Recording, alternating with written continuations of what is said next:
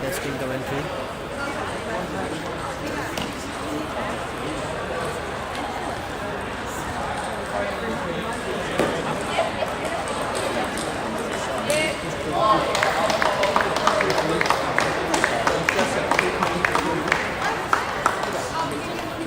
Can you hear me? Commentary testing. Very good, right?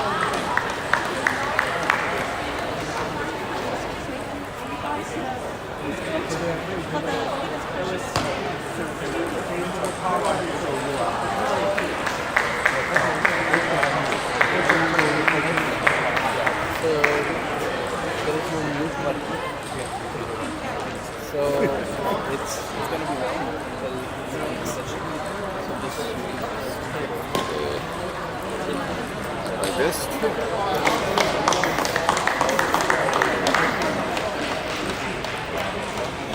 We are serious about this reward for balls being brought back. I have a list. I'm taking numbers and names. $50 credit to the next TTA tour for the most balls returned.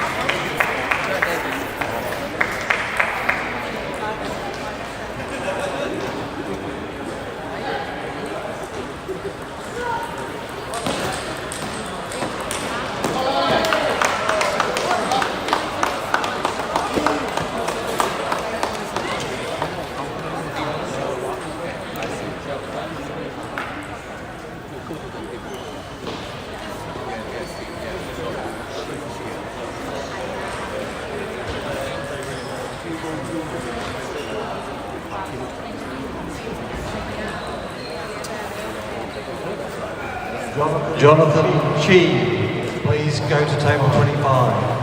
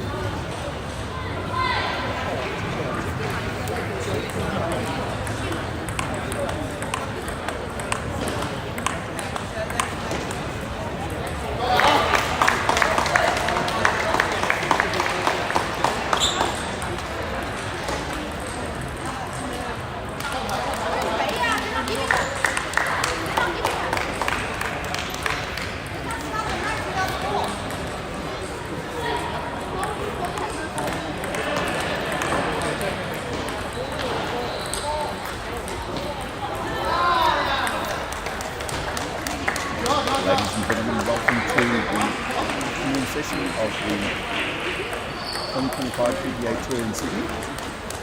And for the afternoon session here on Table 2, our first match is of the class 6 to 11 singles. Players in court in this round both players are from New South Wales. So Maximus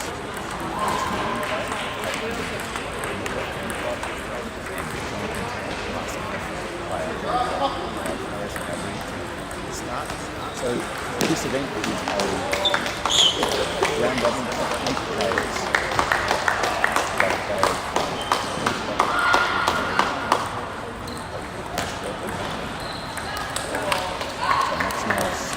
Great start there, and taking the first one. What are you doing?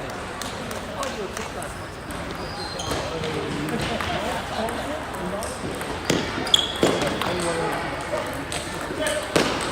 And there, so using on the red side and the forehand side, that side is inverted and that would be a little tricky for Maximus. It's playing very well.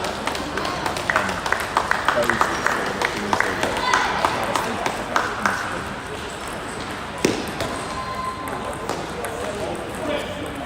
So Jonathan Lyons will ball lead early.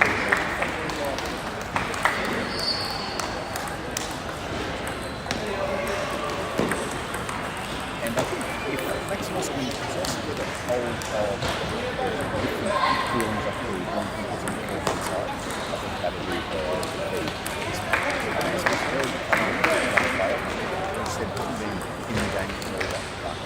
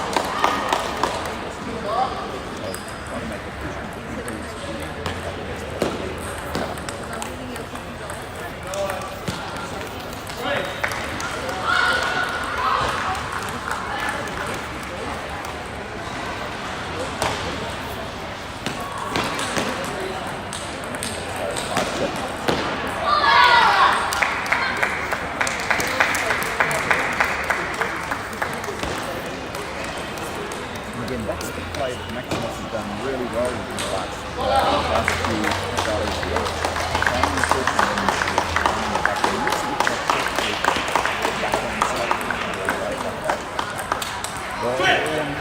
We'll rue that miss. This is a pretty crucial top there for hanging in here. And serve.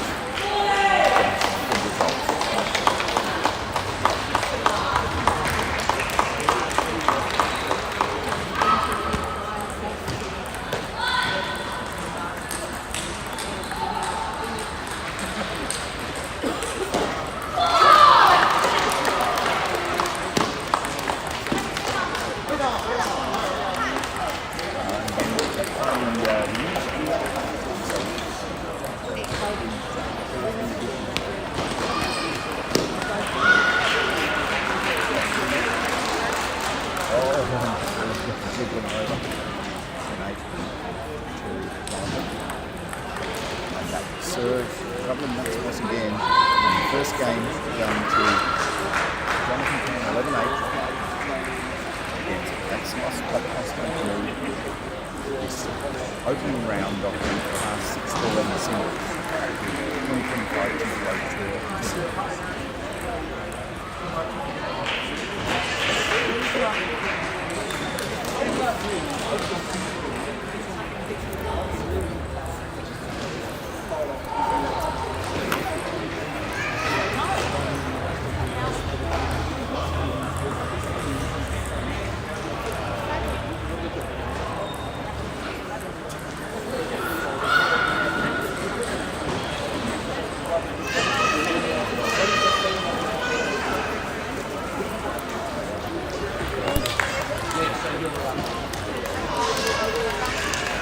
ready now for game 2. Use the backhand serve of Jonathan. Maximus had a bit of trouble with early. Nice match.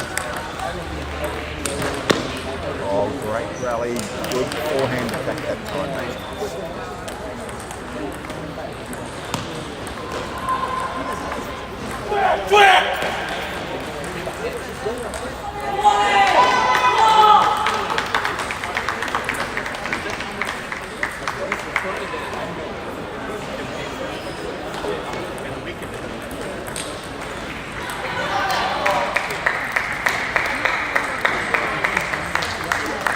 Oh, a tricky serve there by Maximus. And finding difficult spot for Jonathan. And again, good change up of serve. So Maximus changed up the serve there, got a couple of cheap points.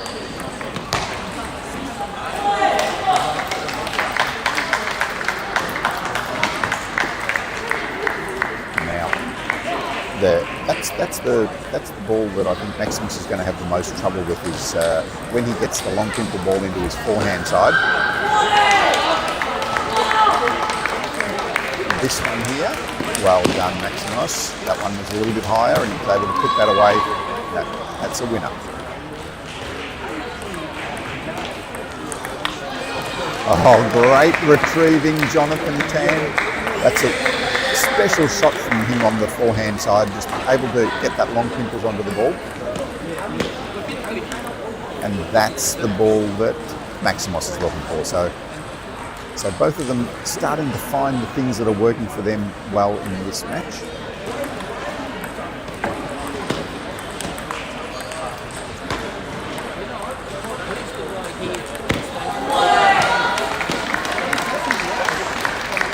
And a good rally that time, so Maximus just going along.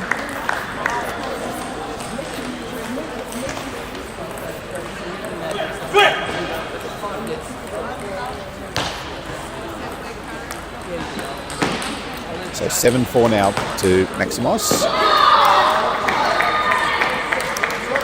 And this is a tricky one. Look quite high, but Maximus didn't quite make that the killer ball, but did find enough on the table to win it. So 8-5 now.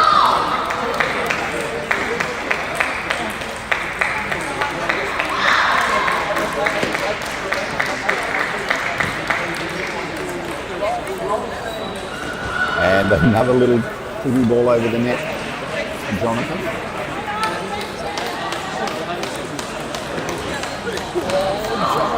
Tricky, long simple return, wide for the forehand, 8-7.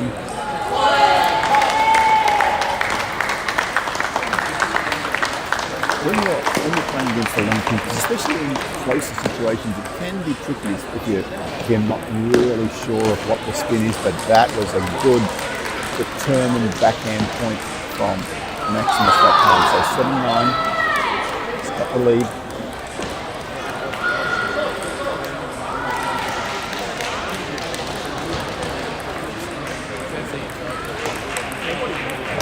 And again, the backhand attack from Maximus has been really handy here. Let's see if he can be decisive with his serve this time. Oh, that certainly wasn't. Let's see how he goes here. Obviously a few nerves as well.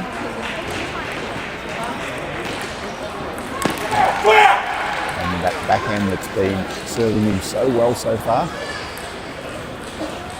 doesn't quite land. Back to 10-all.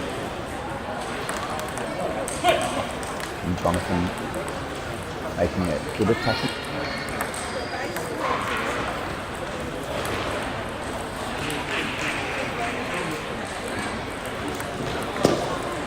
And that time Maximus has served a little bit more decisive out wide.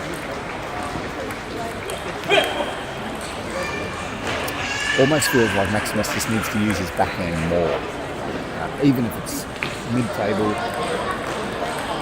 that's a really difficult ball for Maximus, and that's game number 2, Jonathan Chen, for then 11.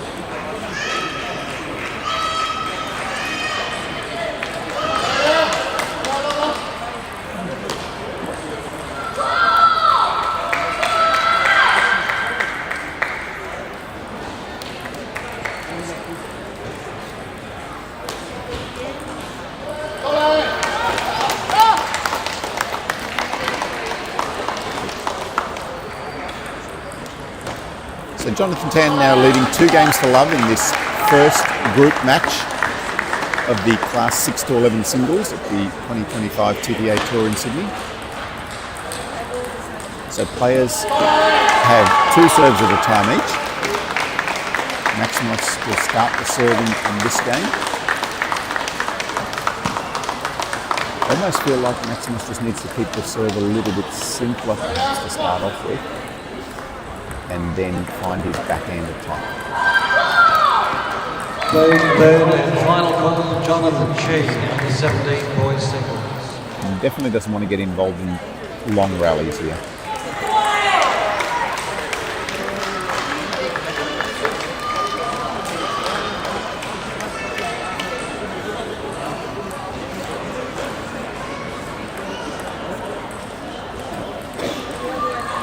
Jonathan racing out to 4-0 now in the third game. Maximus entitled to a timeout, but may not even remember that at this stage. As I said, quite a new player on the scene. And Maximus gets on the board, 5-1.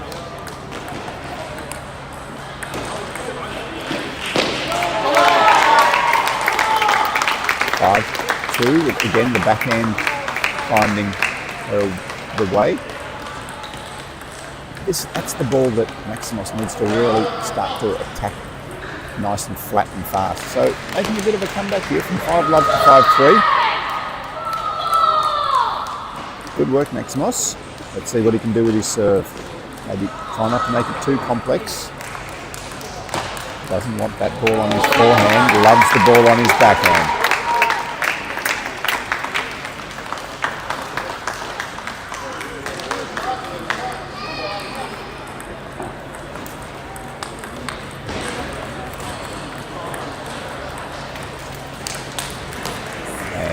Difficult forehand ball again.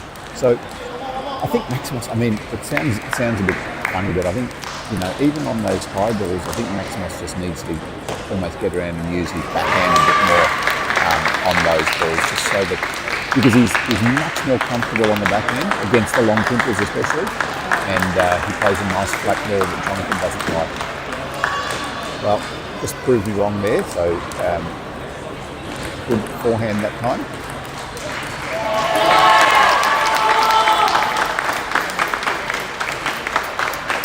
Maximus done really well. Down 5-love here in this third game. He's managed to find his way back.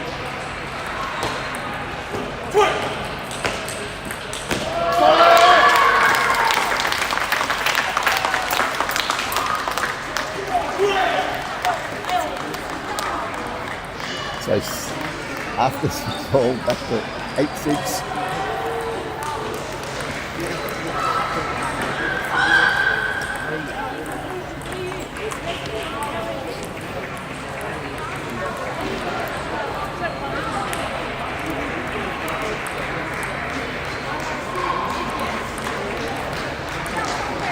Another long rally. And Maximus fighting really hard here in game 3. I just feel like if you can get this game, then the whole thing can change. And takes the lead for the first The half. under 13 boys medalists, please come to the presentation. Under 13 boys medalists, the gold, silver, bronze, please come to the presentation area. Big rally here, big rally. Jonathan looking to keep it on Maximus' forehand. Maximus, great backhand attack and 2 game points again here. So remember, Maximus had 2 game points in game 2. He wasn't able to close it out. Let's see if he can close this one out and take game 3. I think if he gets on the board with game 3, then he'll start to build in confidence. Let's see. Still got to close. And a timeout being taken.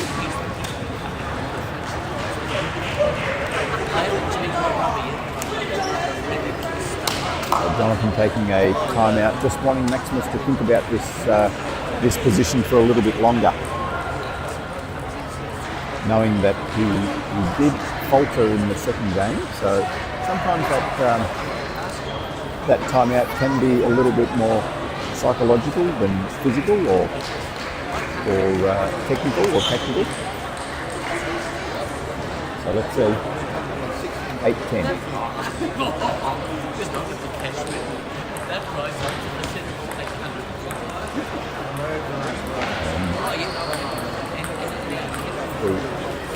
Nerves just a little bit there at Maximus. Let's see if he can close it out. That's a tough serve. Good backhand push. And that time Maximus closes out game number 3. And now game score standing at 2-1. Jonathan Chen. You see the relief on Maximus's face there after game 3. He was really sweating on that. He knows that that game 2 was a similar situation. Couldn't close it out. Was able to really just close that out in game 3. And now he's on the board. Let's see if the young man grows in confidence and starts to free up a little bit, especially with his backhand attack has been really good after he plays the push. So here we are, going into game 4.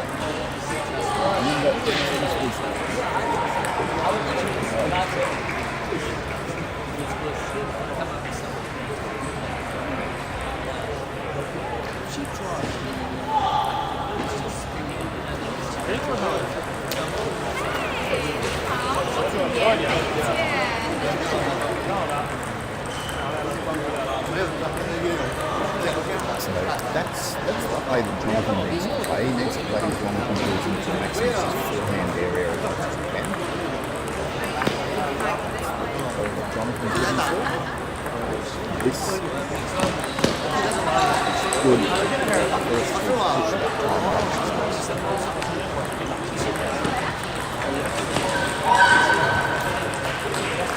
Lachlan Mao, Oscar Pan, Devon Yan. Presentation, please. Lachlan Mao, Oscar Pan, Devon Yan. Presentation, please.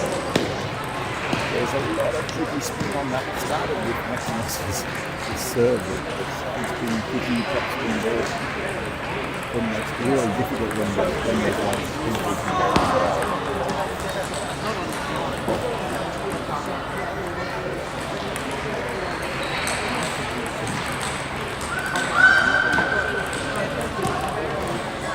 That's the play. Maximus has just been forward, push into the pimples, and then even more forceful, I think, attack.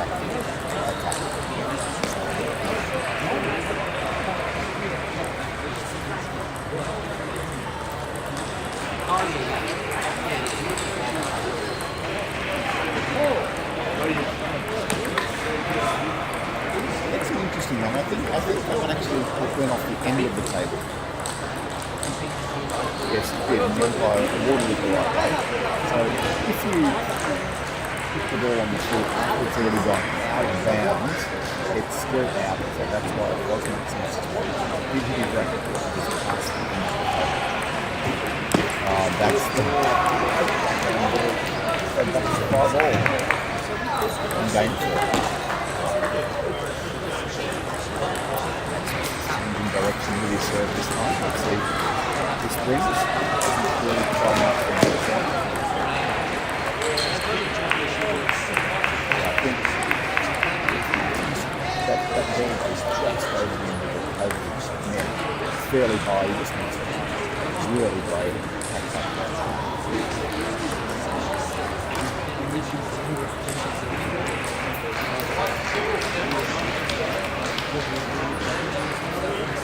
So the player's going to the towel.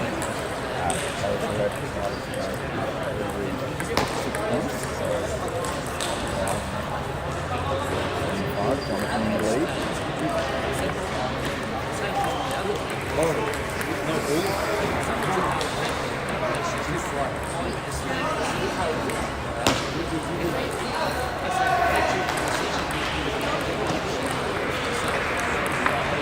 This is a tough one to guess. Off the long people can get Maximus is 400.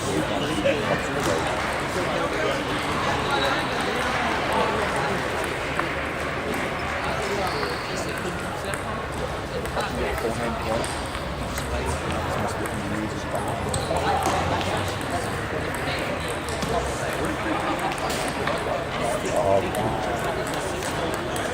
rally there.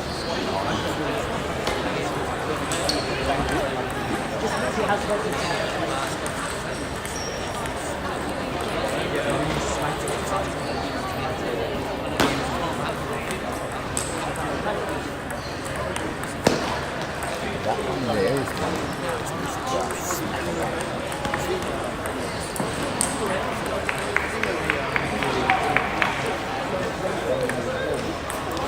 Ten seven, please.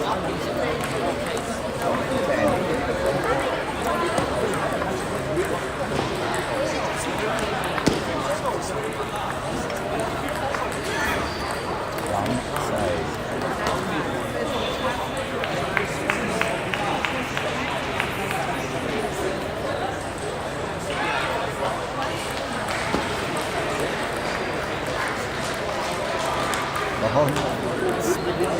Net on the way through, but it was a little all the way.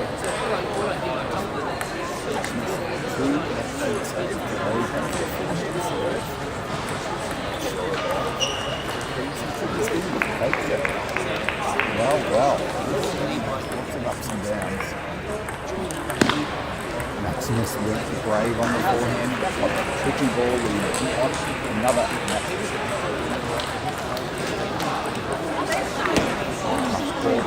That's nice.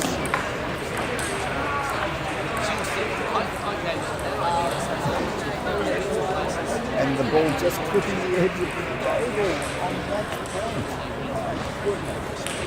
The umpire didn't quite pick it up, but both players said that it did clip. It's fortunate by Jonathan Chen.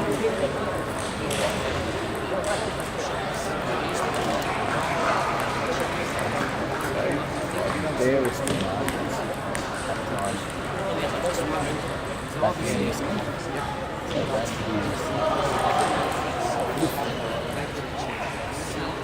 gone. So will these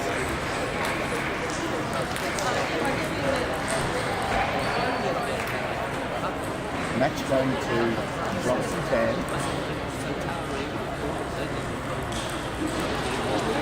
Games to 1. In the fourth game. Well done, Jonathan Chen on the board, and got more singles action coming right up with a match that's starting very shortly. So 8 players in this round robin. They'll all play each other. The winner will be the player with the best overall result from their 7 matches. So good afternoon ahead for these players, having to front up 7 matches in the next couple of hours. It'll be a bit of a test of endurance as much as a test of getting the game.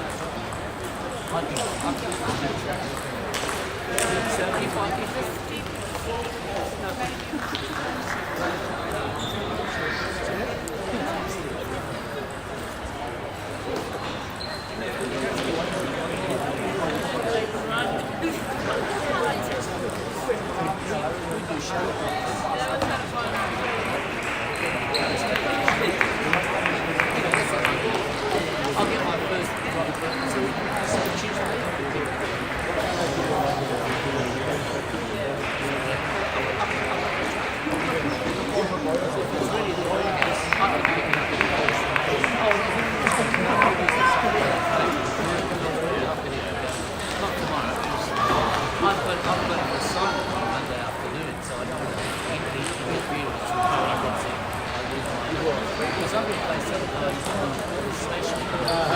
was that you?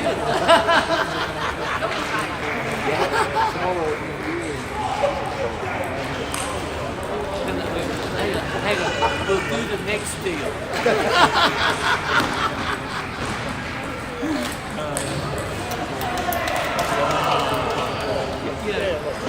So I'm thinking of her now, we'll do something. See, once before I did something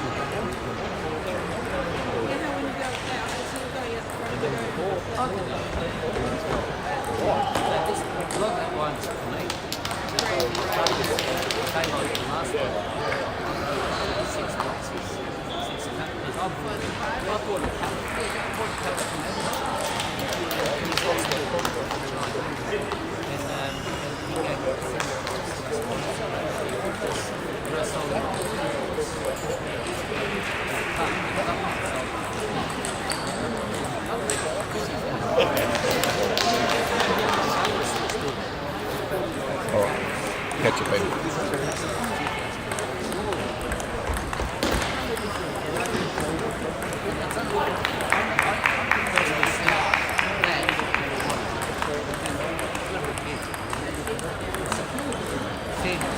So here we are with our second match of the afternoon session between Philip Marian and Polo Umetsu. Phil Marian on the left of screen, Polo on the right of screen. So Polo, a left-handed pen-hold player, you can see holding the racket around the handle with his thumb and forefinger. Phil, a right-handed shake-hand player. Phil being classified as class. Both players looking at being a class 8 in parasport. So, whereas this is a good matchup as far as classification, Polo has been playing for a very long time. Brazilian by origin, but he's been playing in Australia and playing for New South Wales for many, many years. Lots of experience. So I know I was talking to Phil Marian before.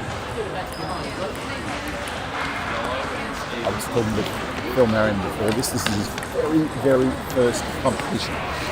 This is the first time he's competed in table tennis, and he was pretty nervous yesterday and this morning when he was warming up. So being on the live stream will probably just exacerbate that a little bit, but let's hope that Phil finds some good form here and enjoys his experience. So Phil going to serve first.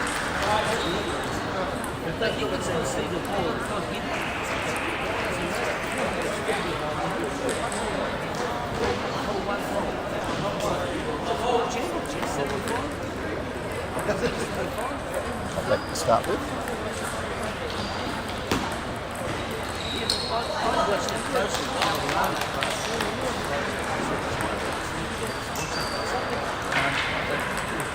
And Phil just really starting out in the table tennis world, but absolutely loving his journey. Discovered para table tennis and just in the classification process at the moment. So it is provisional classification just about a month ago, and he's done his national classification here at the TTA Tour event in Sydney. So very young in the sport.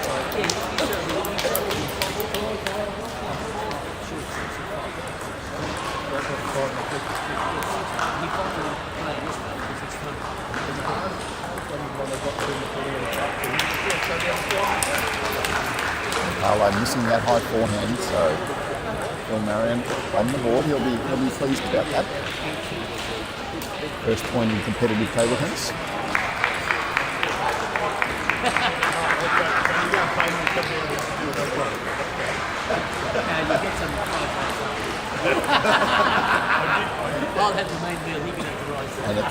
And it's really tough jumping into a sport like table tennis because initially the basics get fairly simple and you're starting to get the basics okay.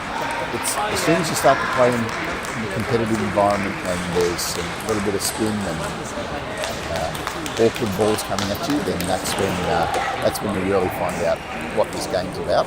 But it's a really great journey to start on and to go on and be able to start to learn this game of table tennis.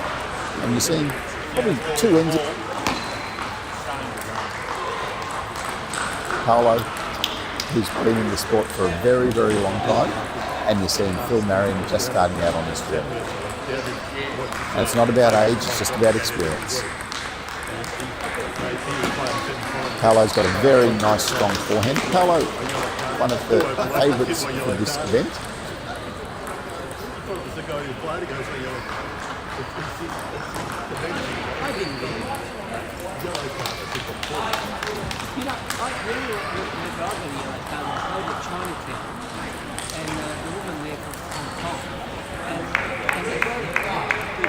Oh, nice little short serve by Phil that time.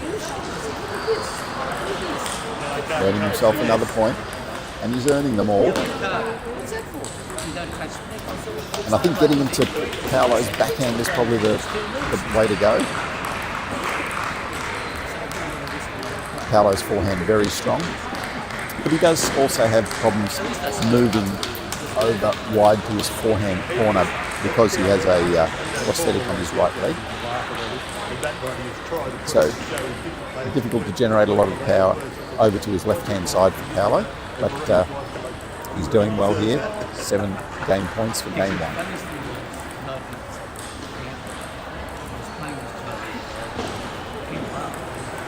Oh, another good serve by Phil. Just a change up, just caught Paolo out. So 10-4, Paolo serving.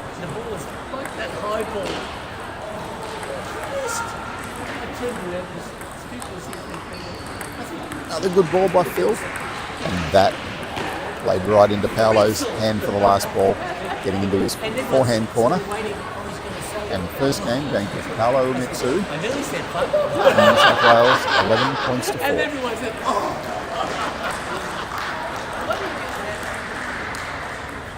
You should have got yellow card. Yeah.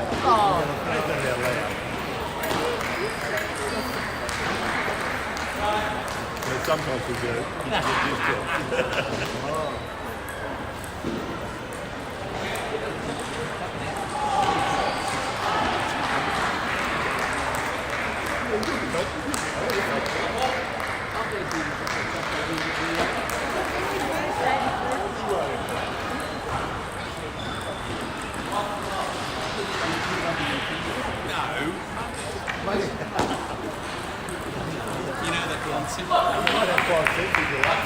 Game number 2 coming right up.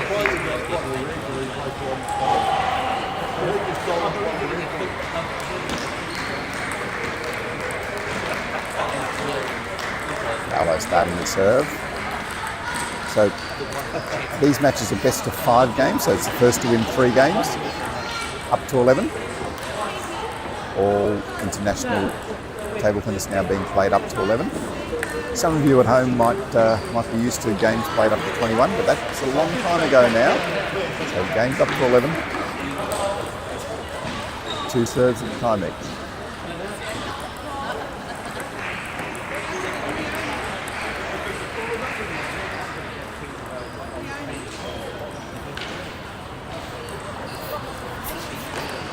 Paolo Umetsu, the left-hander, and Phil Marian, the right-hander.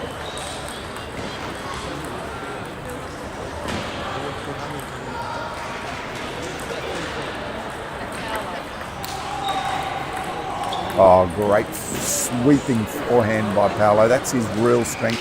That's what he's very, very good at, being able to play his forehand topspin, especially that ball there from his forehand corner. He sweeps it across court really nicely. So he'll be just thinking about matches later in the day as well. This is Paolo's second match of the day. He played Leanne Summers first up, another beginner in the table tennis world. And now coming up against Phil Marian. So as I said, this is a round robin of 8 players. So 7 matches each for these players over the afternoon. Lots of table tennis, lots of experience to be had, but also will get quite tired. So Paolo was just talking to me yesterday about his prosthetic and you know what he needs to do to make sure that he is able to play his matches with his prosthetic. You know, the skincare that's involved, everything. It's not just about picking up your bat and getting out on the table.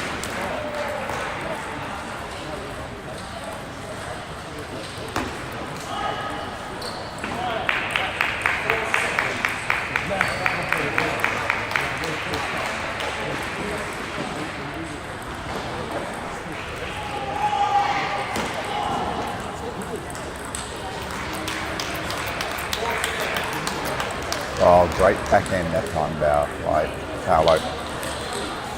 Not his main stroke, but still a good enough stroke there. Beautiful.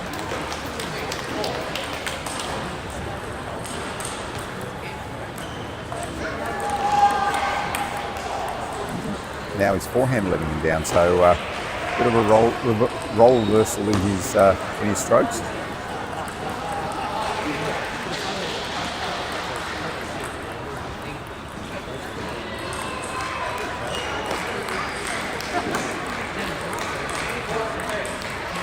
That time Paolo's forehand back on track, 8-3.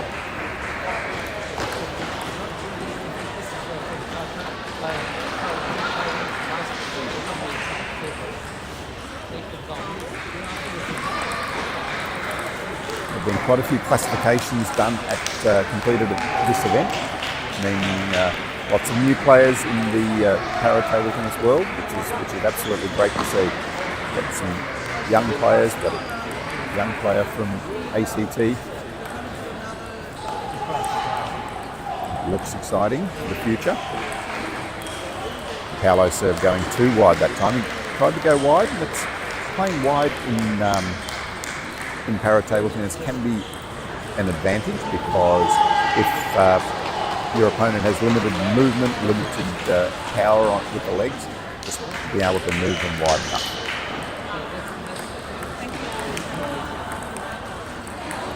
So now Paolo at 10-5, second game. 5 game points for game 2.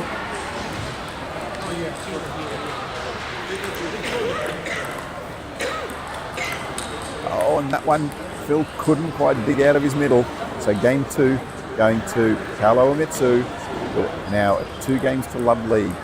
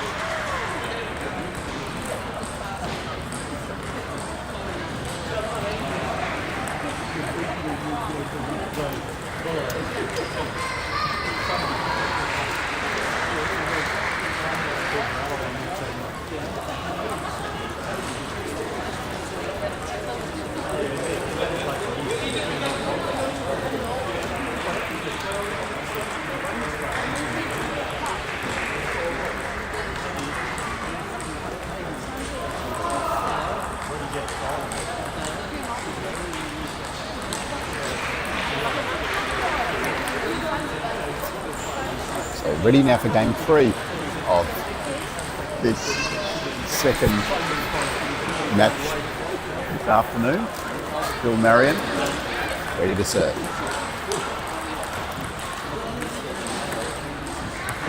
Oh, good forehand by Phil. And you can see there that ball that comes into the middle. So Phil also has a prosthetic on his left leg.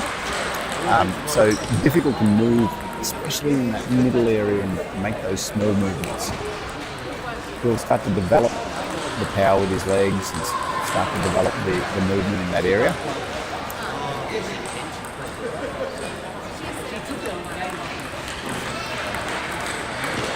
Oh, there you go. Well done, Phil. Great movement. Able to get around and play a nice strong forehand in the middle area.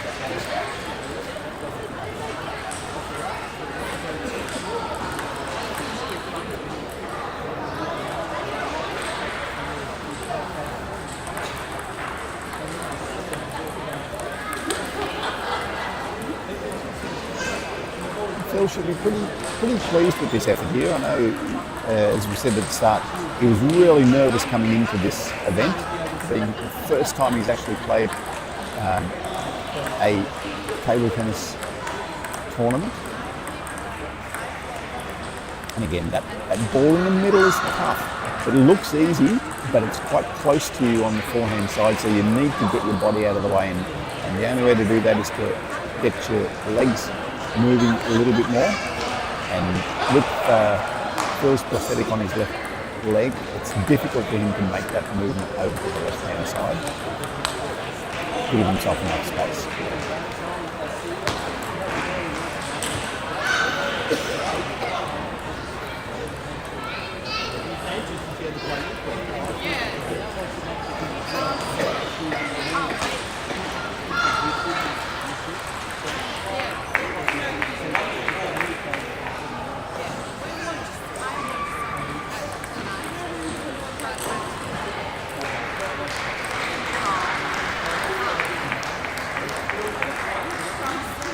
Now, 7-1 Paolo powering ahead with game 3. Phil taking his time with the serve, being very good. Finding some good spots.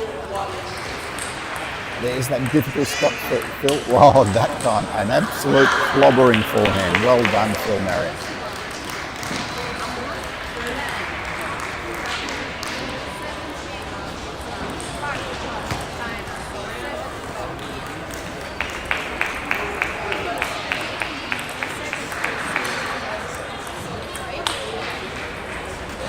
The clobbering forehand didn't quite make it.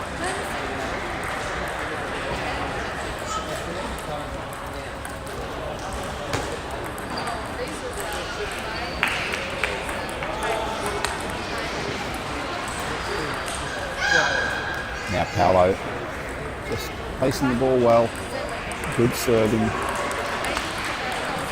and going out to 8 match points. Try and close out this match. This is both players' second match for the afternoon. Another 5 to come.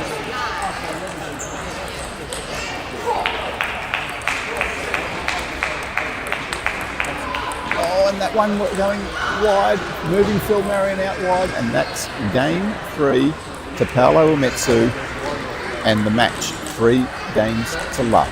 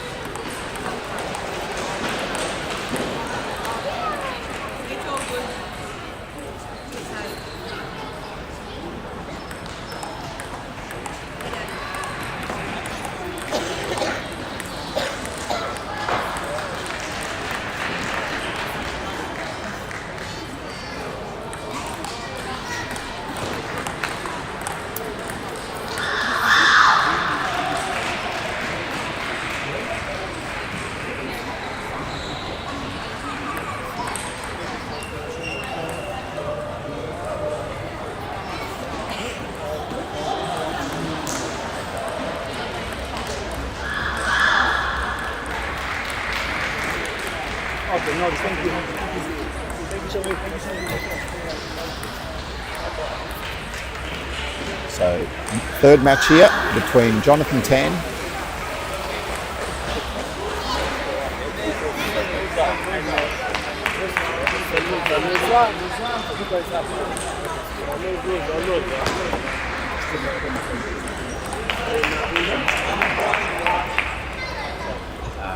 There's only 6 people going up, right? The three groups, top 3 go up, there's six versus each other, there's 3 of us. So before we get a ball, you pay the ball. Yeah. It's already divided. You get the top 2 group winners.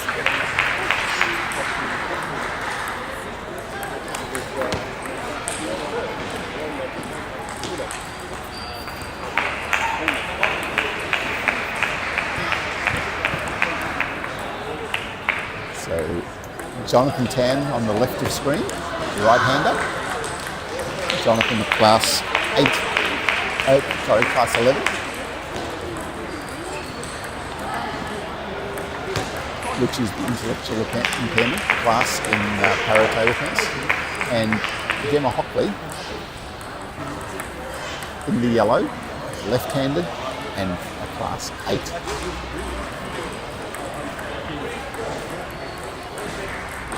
So Gemma, a little bit more experience against the long pimples and practices with Jonathan sometimes in the Para Hub in Sydney. So the Para Hub run by Chen, State Para Hub coach. Oh, wow. That is a winner and a half, Jonathan Tan.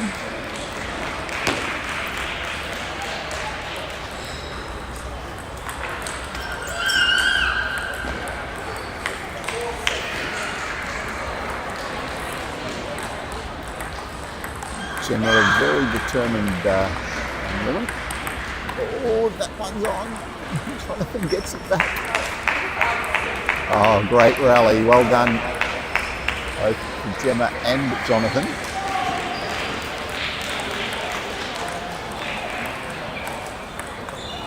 Oh, great forehand. And Jonathan, good retrieving skills. That time, that ball going off the side of the table. Couldn't quite read the side spin on that.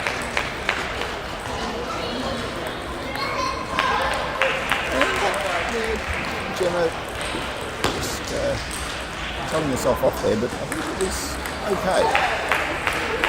It's the ball that she probably needs to play.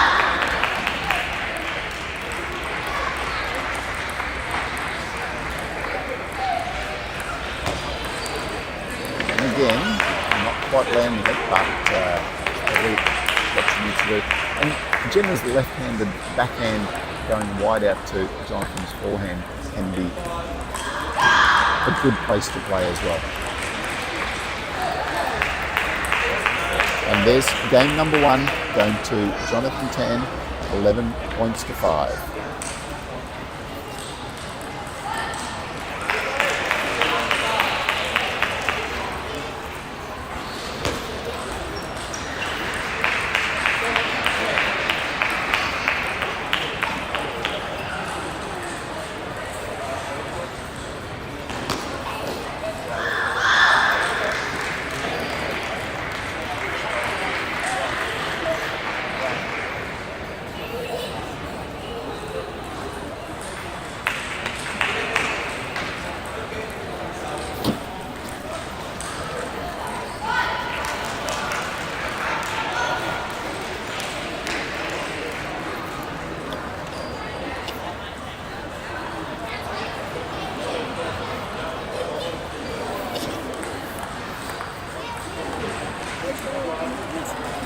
So we've now got Cara Redford here with us. So Cara is the classification manager for Table Tennis Australia currently. And Cara, just wanted to ask you a little bit about how many classifications we had at this event.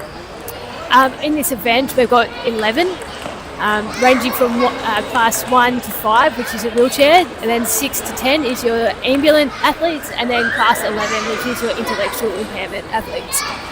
And so this the competition here is divided up into 2 different comps for the TTA Tour event in Sydney. So we've got our wheelchair athletes, and then we've got our ambulant athletes from classes 6 to 11. Wonderful. And Cara, I believe that the this event as well? Yeah, that's correct. So we've been lucky enough to run a classification event, so that means that athletes have the opportunity to be seen during this event, and also have their classifications confirmed, which will help them on their journey to the Paralympics. So how many players were actually seen to be classified here at this event? We had 5 athletes, which is awesome. Wow! So 5 new players into the system. Well done, Cara. That's a big win for you and for Para Table Tennis. Yeah, it's a great win. We've so far classified 10 athletes nationally, and we've still got 6 more to go for the national champs. And so what does that, or if someone's out there and they're not sure whether they are eligible for para sport or para table tennis, what's the best thing to do? The best thing to do is to jump online at tabletennis.org.au, send an email through to myself, and we can get you started and see if you're eligible for parasport. Great. So so if you're looking for some information, just get onto tabletennis.org.au, or just email kara.tabletennis.org.au, and you'll find out lots about how you can get involved in para table tennis as well. Yeah, thanks, Cara. No worries, thank you.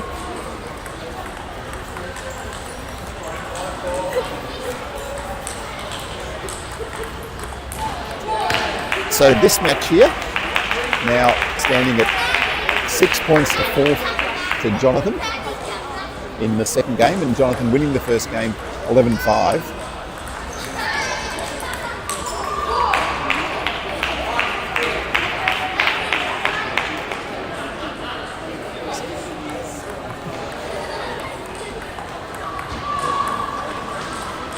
Jenna just battling with the pimples, but just trying to find a way to get around Jonathan's.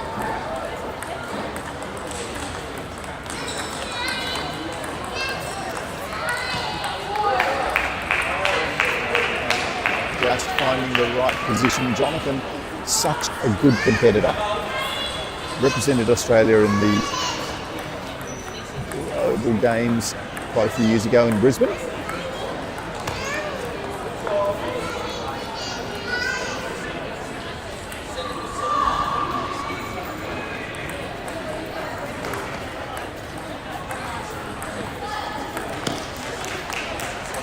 That one going long. So Jonathan, one of the best class 11 athletes in Australia.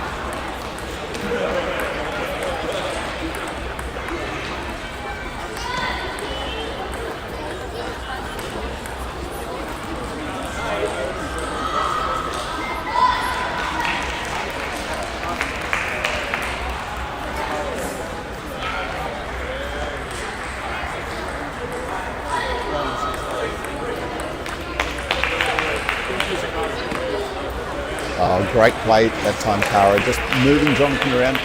Finished with that ball down to the forehand corner, which was a little bit different. Change the direction. Miss a nick.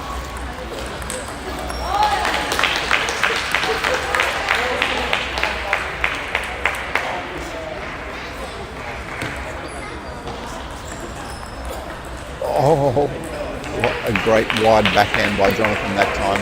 Just finding a way to go really wide, and that's an area that Gemma will always struggle with, that wide forehand.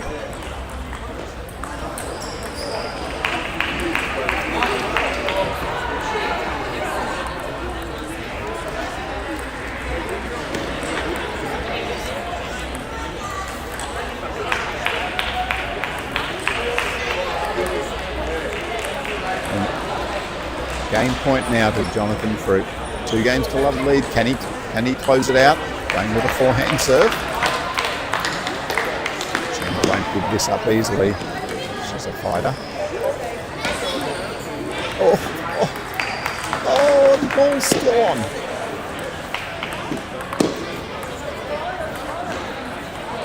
Oh, and that one going just long, and you can see that Jen was quite upset with herself at missing that last forehand, but I think she should be quite encouraged.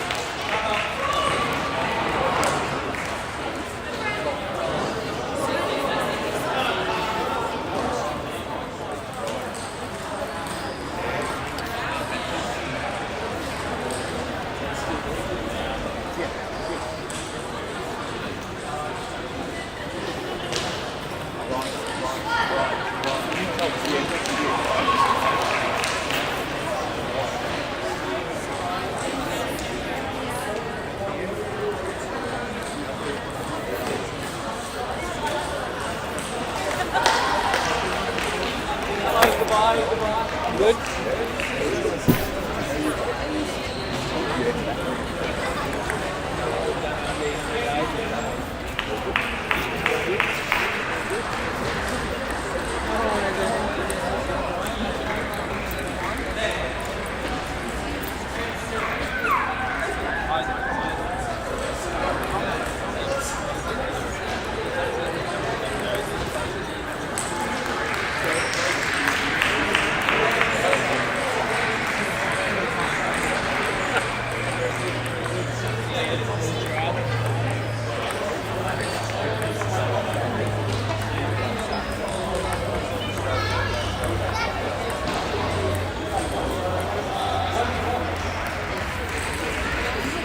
Jonathan Tan now leading 2 games to love, 2 points to love, but fault there.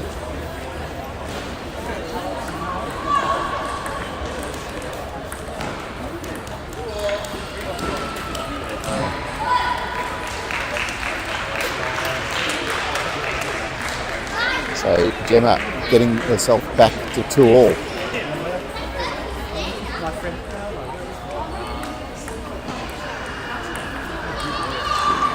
And Gemma's as we've seen already in game 2, a real fighter.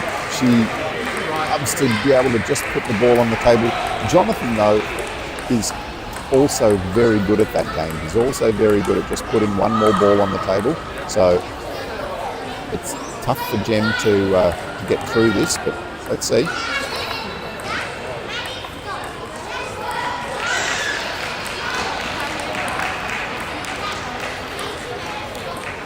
I think that backhand that Gemma played in the middle of the rally is a good one. I think it just breaks up the rally.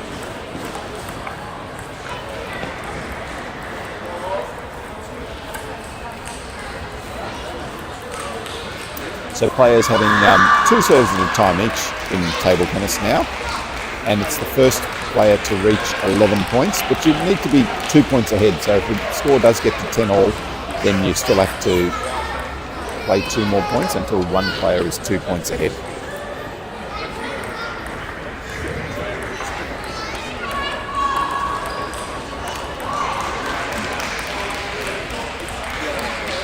Wow.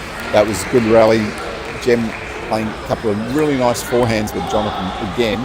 just able to put one more ball back on the table.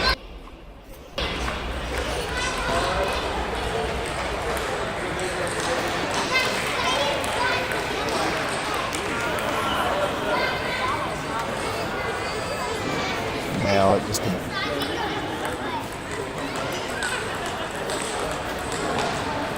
7-5.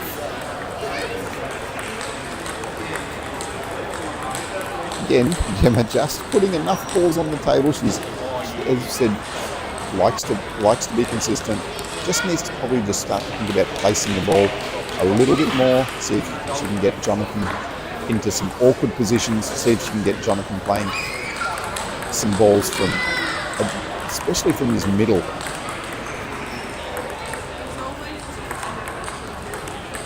This is good by both players. Gemma, nice forehand attack. Jonathan still getting the ball back, but that one going long. Back to 7-all.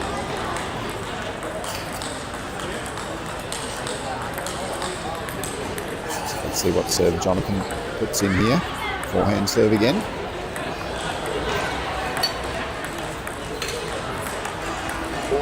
Gemma just getting a little bit confused between whether she should have played the forehand or backhand on that occasion. Chose the backhand, but went long.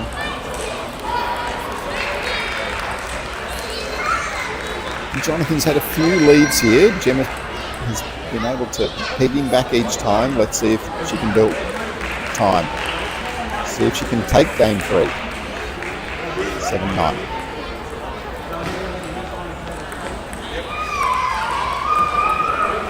Forehand going into the net, giving Jonathan 3 match points. A few deep breaths from Gemma.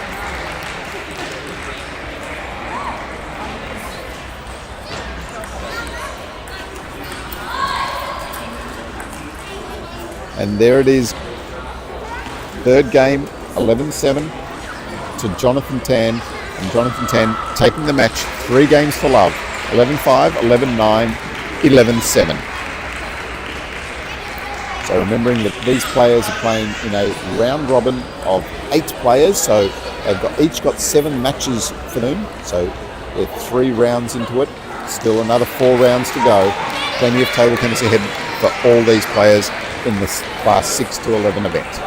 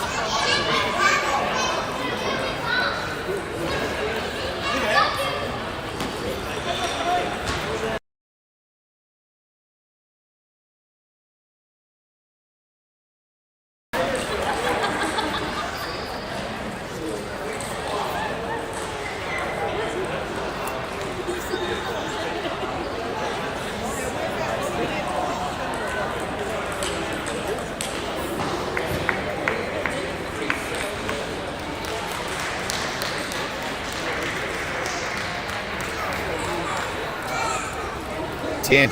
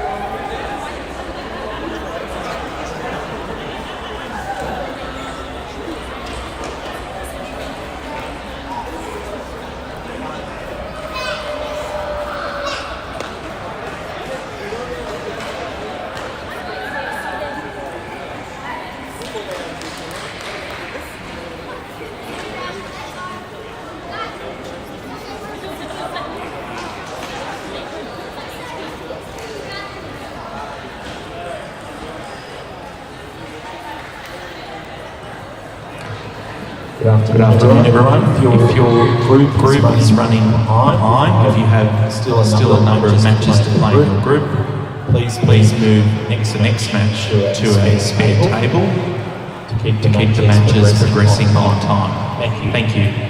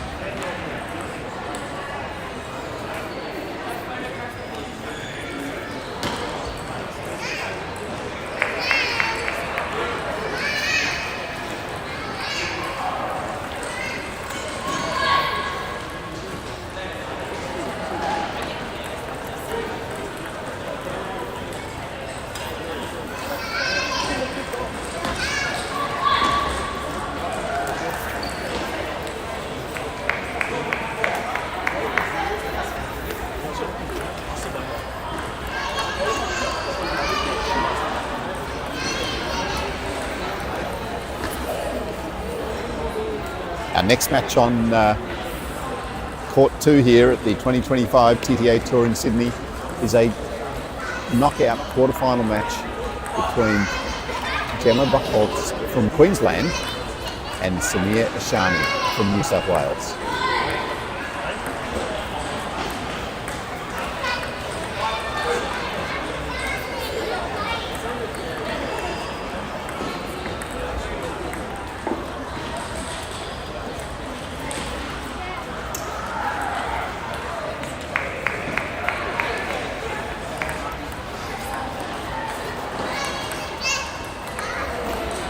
So players just warming up. So players have 2 minutes warm-up time, and after that the umpire will call time and start the match up. But yeah, it's 2 minutes to just get the feel of the table. They both haven't played on this court yet, but see Samir on the right-hand side of screen in the grey jacket, and Gemma wearing the Queensland colours, maroon, on the left. Gemma played the TTA Tour in Victoria earlier this year, playing this one, and then there is a TTA Tour in Queensland in Brisbane later in the year as well, so I'm sure she'll be there for that. So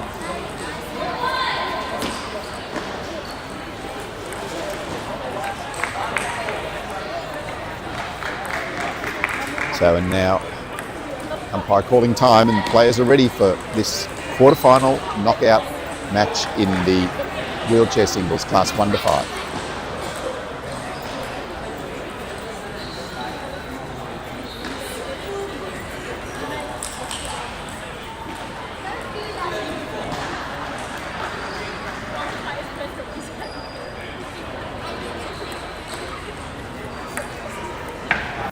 And that high ball from Samir to start off with. High ball's difficult for some of the lower functioning athletes, class 2s, class 3s, because it's difficult for them to lift their arms high, and it's also difficult for them to lean forward. So they don't have any ability to pull themselves back up after they lean forward, often having no abdominal muscles.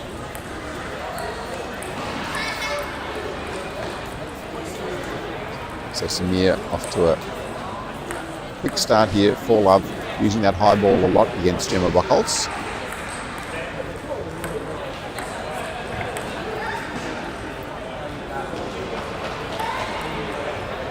On good short serve. So Gemma on the board. So again, the short serve can be really effective in the wheelchair game, again, especially at the lower functioning areas because, again, that movement forward with the body is really difficult.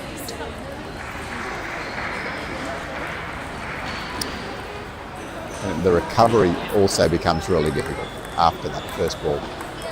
Well, that time, nice placement.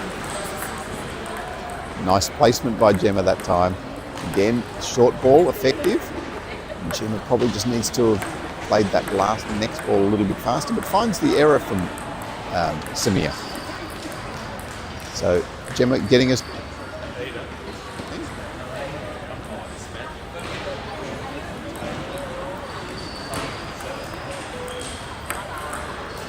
That time, the high ball, and Gemma dealing with it well. Got to it beautifully. 4-5.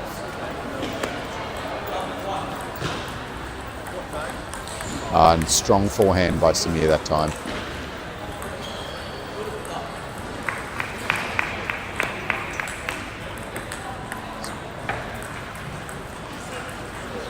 So that one going a little bit wider. So Samir now out to a 3-point lead in this first game. You can see the wheelchair game can look quite different. So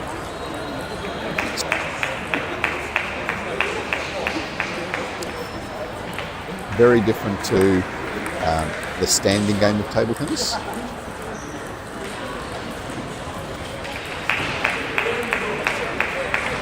Again, that high ball. Oh, that time Gemma having two swings, but that's completely okay. Getting it back on the second occasion. Again, the high ball is so difficult. So you can see there that Gemma couldn't reach that ball, and that height on the ball is very difficult because the ball just drops short, close over the net, out of reach.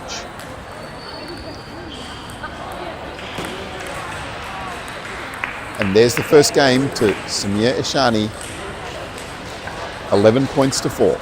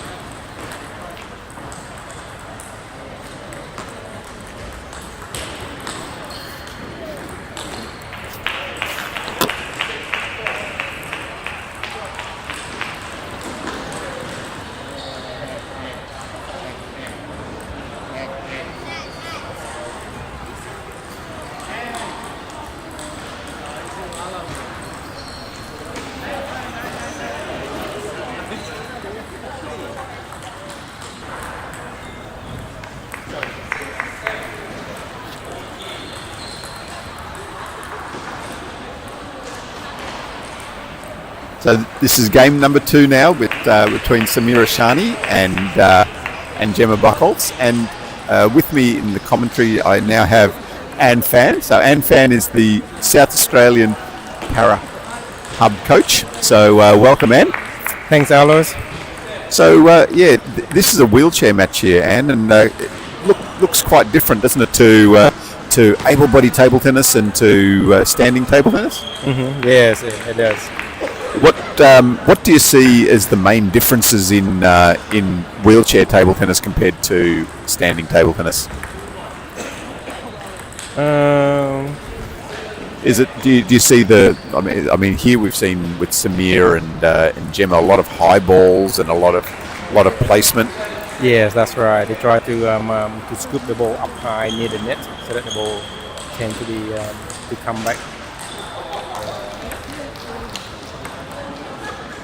It's an interesting look of the game, especially if you haven't seen any wheelchair table tennis before. So, Anne, you're now the South Australian Para Hub coach based in Adelaide, and with with the help of Sassy, you're running some sessions there. What do your sessions look like, or who do you have in your sessions there in Adelaide now?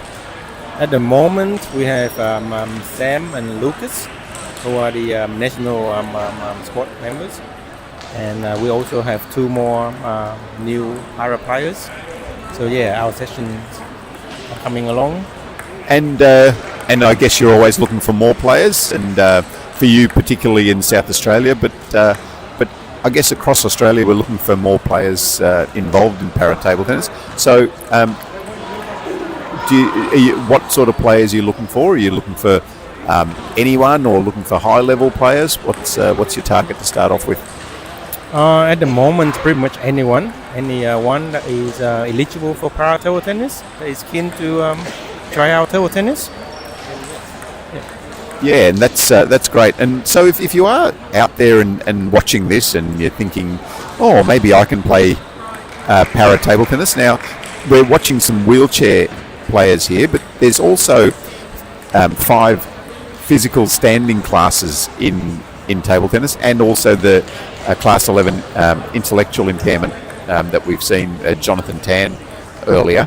So there's lots of opportunities, and even if you think that maybe you might be eligible for para table tennis, it's worth just getting out there and giving it a try. You can contact Table Tennis Australia, or if you want to, you can contact me at Alloys, it's ALOIS, at tabletennis.org.au, and you can find out much more about whether you are eligible to compete in para table tennis. What benefits do you see as players getting involved in para table tennis, Anne?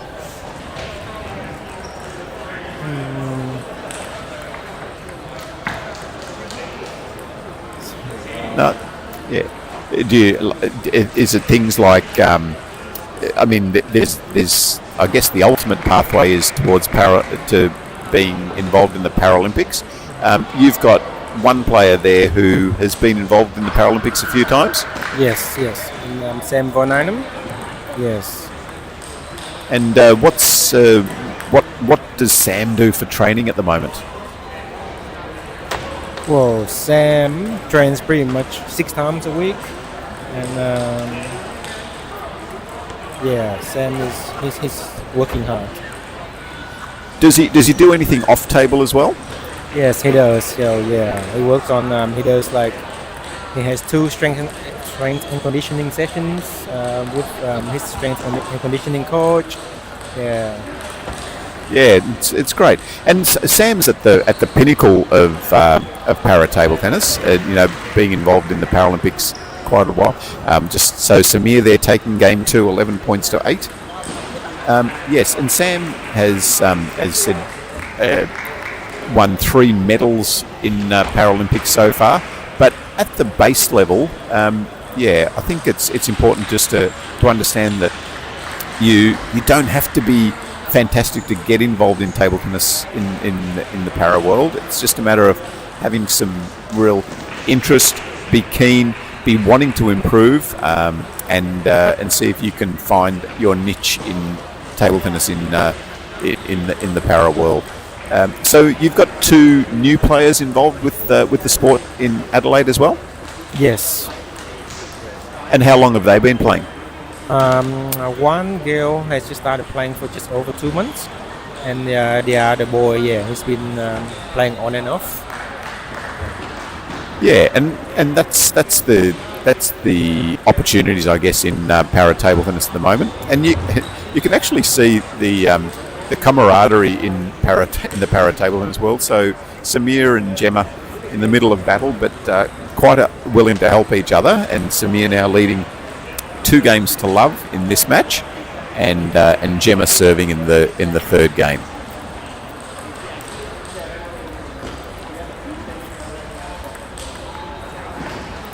And what's the advantage of that high ball that Samir is trying, Anne? Well, it's very hard for your opponent to get it back, because once the ball bounces, it will tend to come back, tend to bounce away from your opponent. Yeah, and we're seeing there that Gemma's struggling to really reach forward on those short balls there, I think, too. Yep. So Samir exploiting that a bit here and there Gemma trying that higher one as well, and with some good success. So well done, Gemma's really come back here. She made a good fist of game 2, was right in it, and then Samir taking game 2 11 points to 8. But Gemma giving a good account of herself, hasn't been playing for very long, training diligently and working really hard, wants to try to get into the national squad, which then opens up opportunities to trying the short serve, not successful, so that's a point. Trying it again, and that one is successful. So that's an interesting rule there. So Samir doing that short serve, and it bounced really short out of Gemma's reach, but as long as the ball then just dribbled off the end of the table, that's considered a serve that is okay. So it's often a really good tactical serve to use, especially against the lower functioning classes 1 and 2 especially. Wow. Good shot there. Yeah. That was brilliant backhand by Samir. So out to a 7-3 lead here in game 3.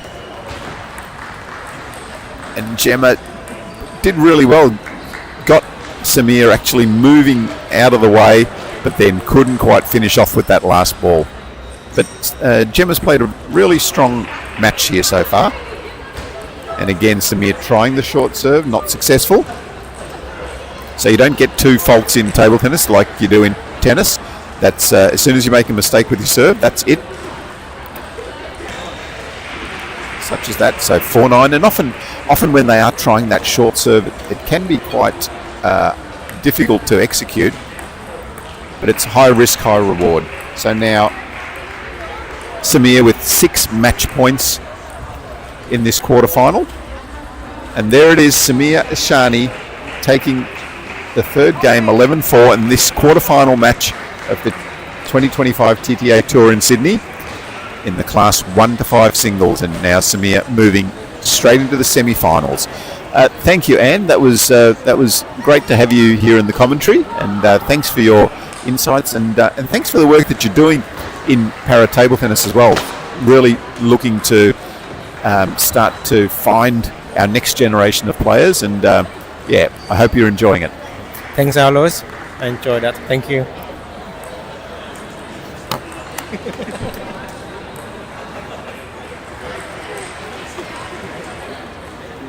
No, it's not.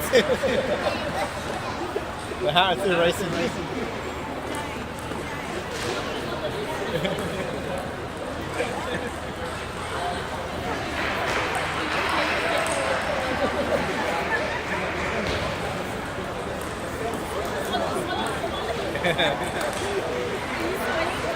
Yeah, my house is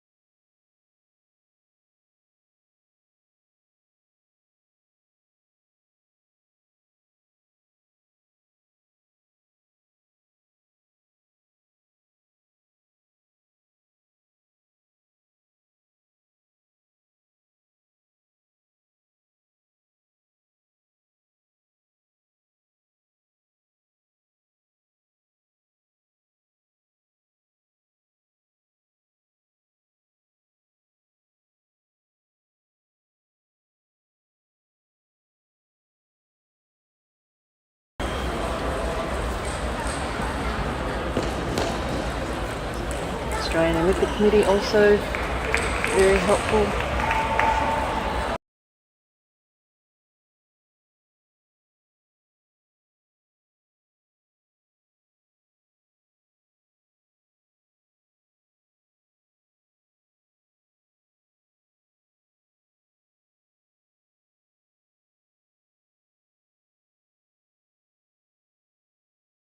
Paralympics Australia.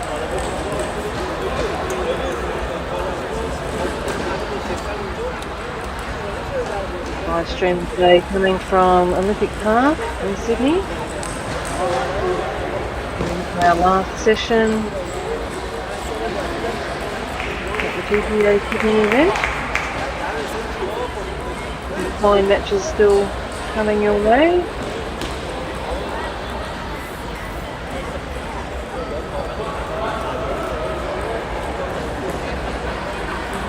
Hope you've enjoyed the coverage so far over the whole weekend. It's been a busy time at the Olympic Park Centre in Sydney.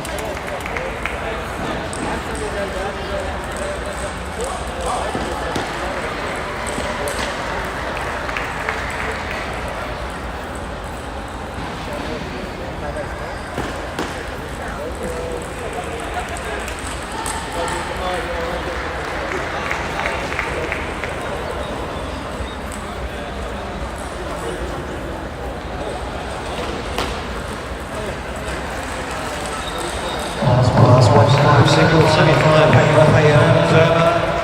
Yashi, Chen, table 2.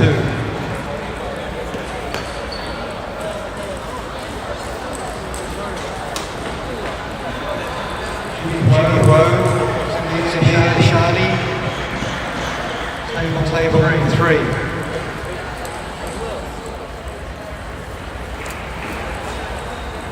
Just waiting for our next match to.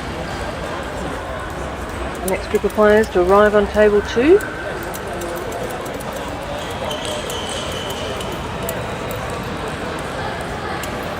Them again.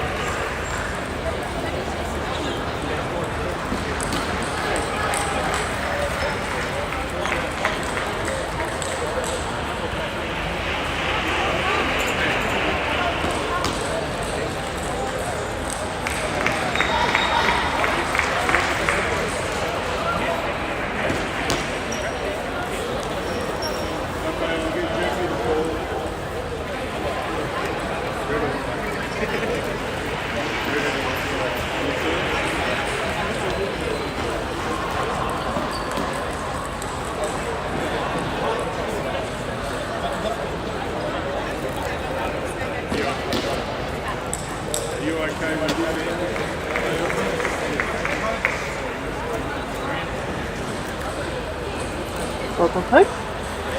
It's Jenny here, back with you to go through and watch this next match on table 2, the TTA Tour Sydney event, coming live streaming live from Olympic Park in Sydney. Our next match up is a semi-final of the Paraclass 1 to 5 singles. And we have 2 New South Wales athletes competing in this semi-final this afternoon.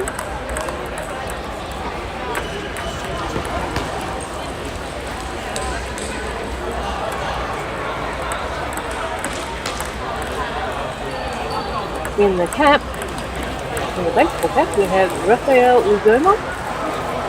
And up the other end, we have Yashi Chen. Both athletes were undefeated, I believe, in their group.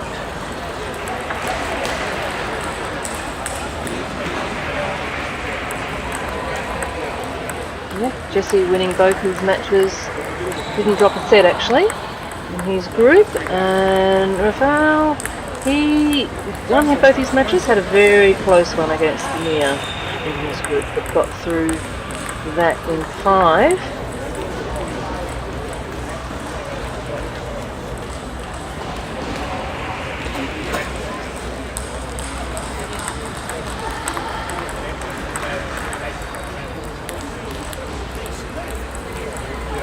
Players are just going to have a 2-minute warm-up.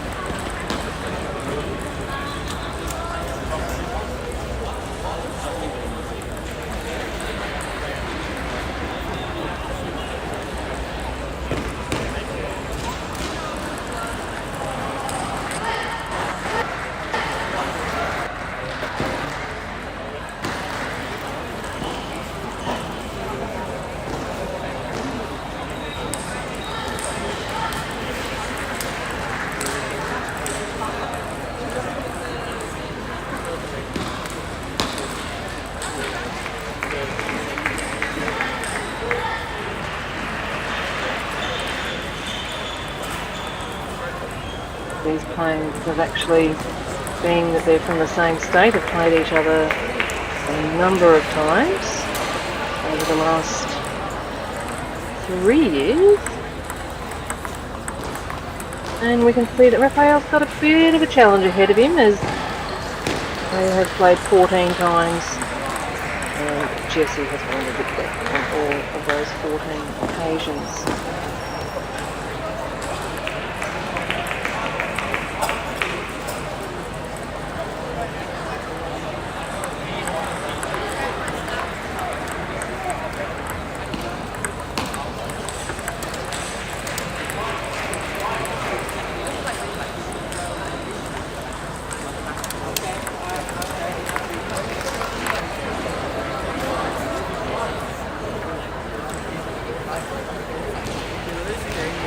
Players just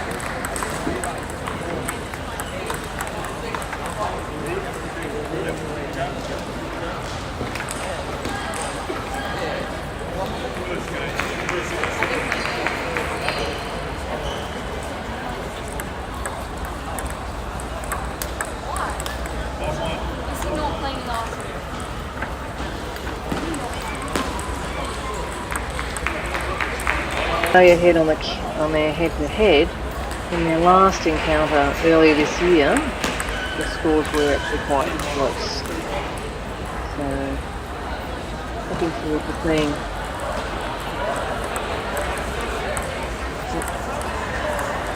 what we find out about their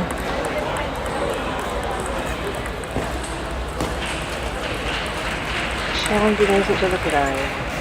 Here we go.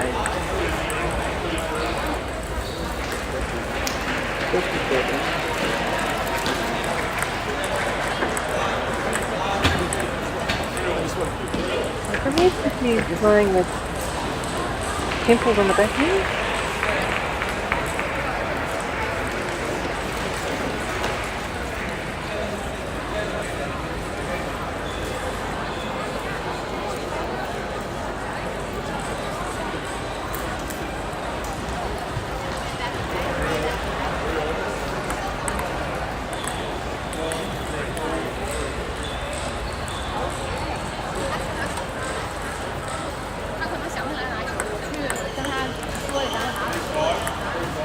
Both players having a few errant return of serve so far this set.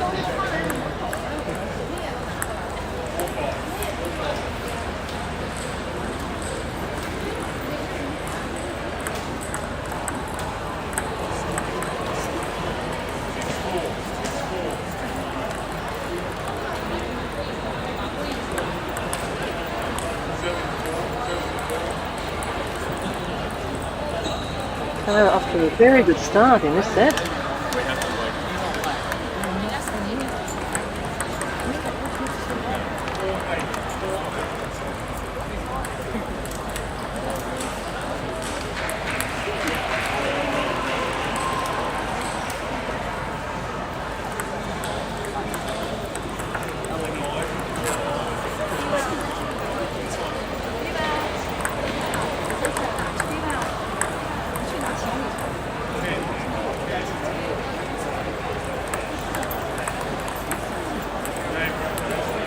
Very handy knees for Raphael. Oh, that's a beautiful placement. Impossible to reach that. And that gives Raphael the first set. Winning 11 points to 4.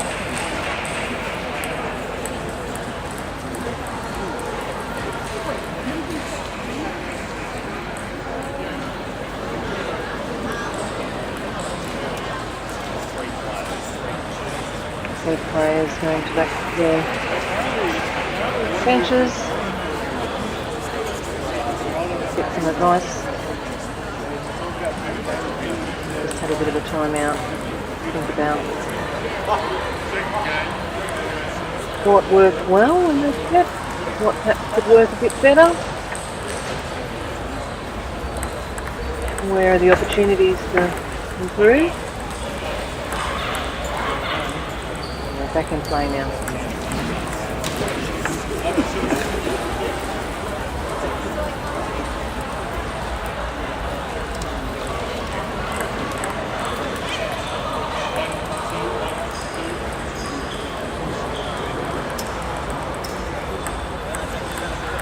Raphael having a lot of success to be served.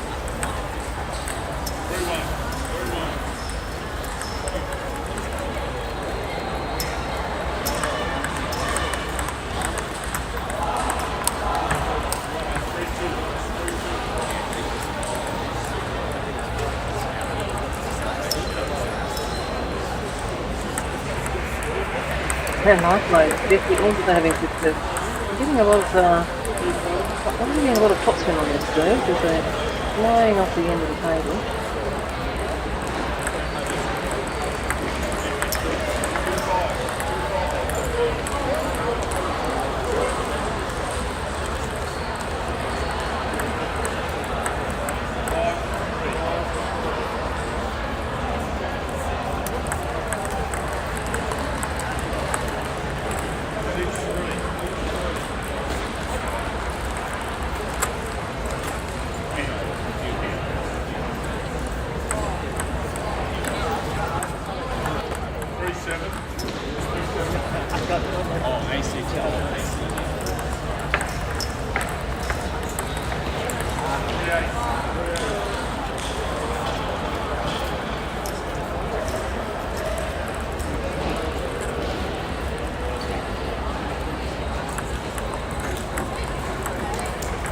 He's managed to regroup and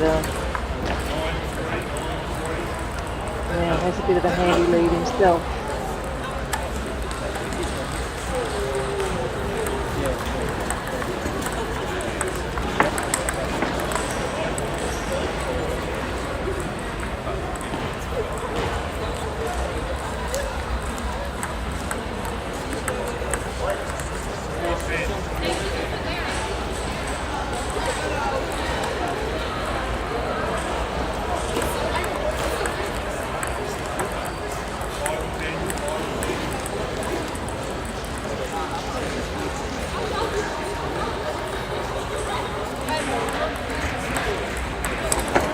Great shot there by Yashi.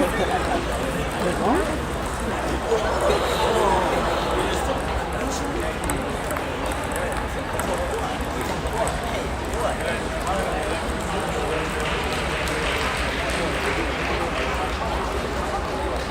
Great rally.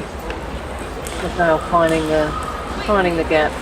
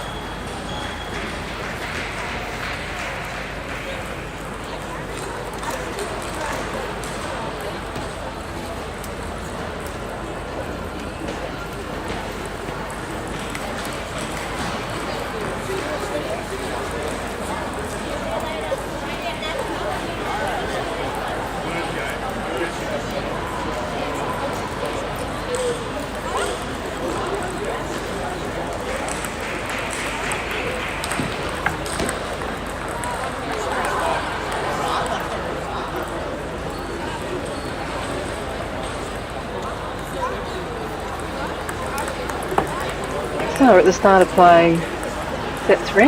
Raphael gives us the love up. Must have really turned that last bit around.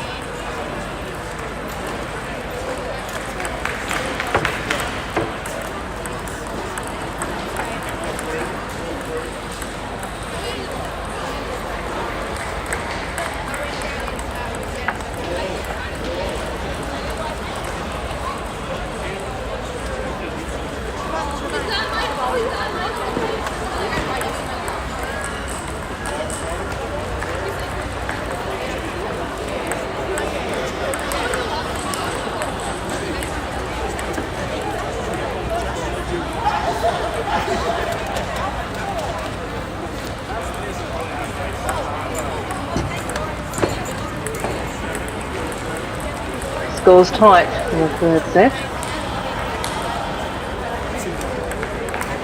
Jessie with a narrow 1-point lead.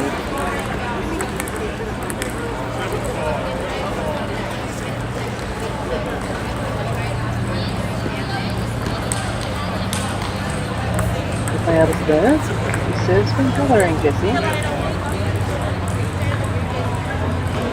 Took a short one.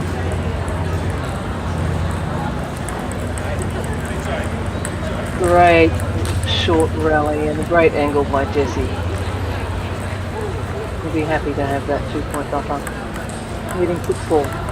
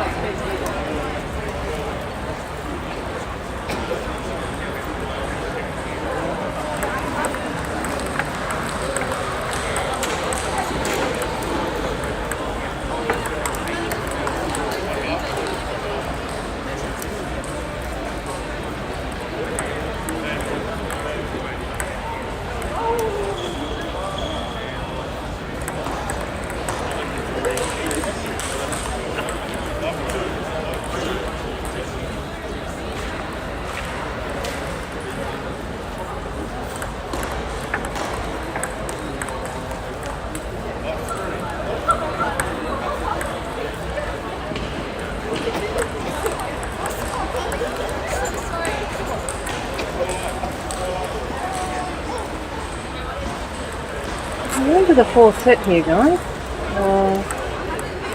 Again, Rafael's jumped out to a lead, leading 4 points to 0.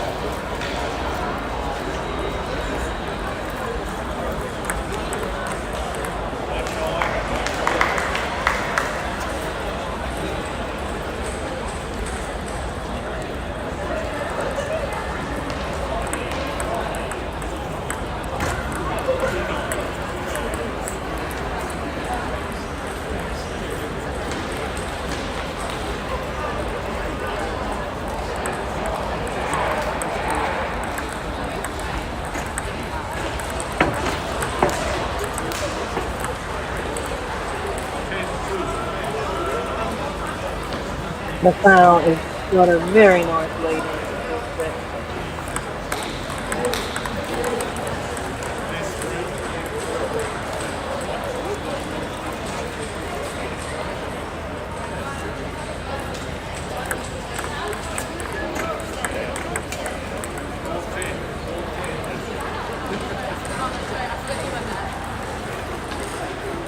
Can Jesse come back?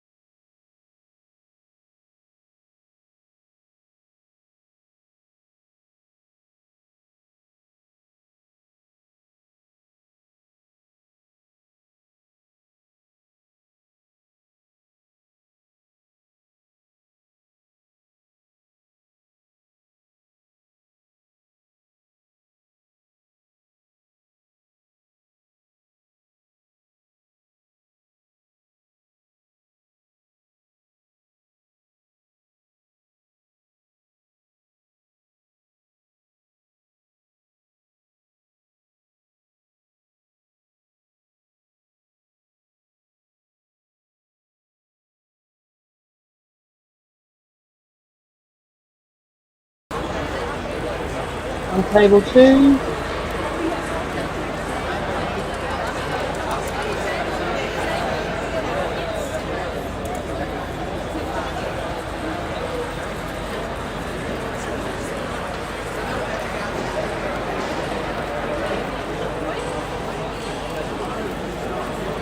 that's the finals of the para class 1 to 5 singles.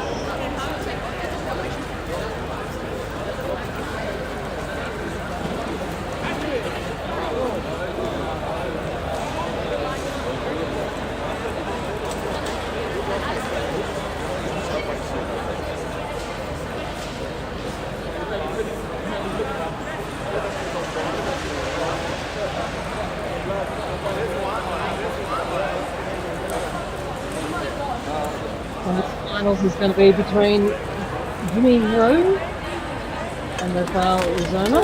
Rafael having just beaten Githrety Chen in the semi-finals.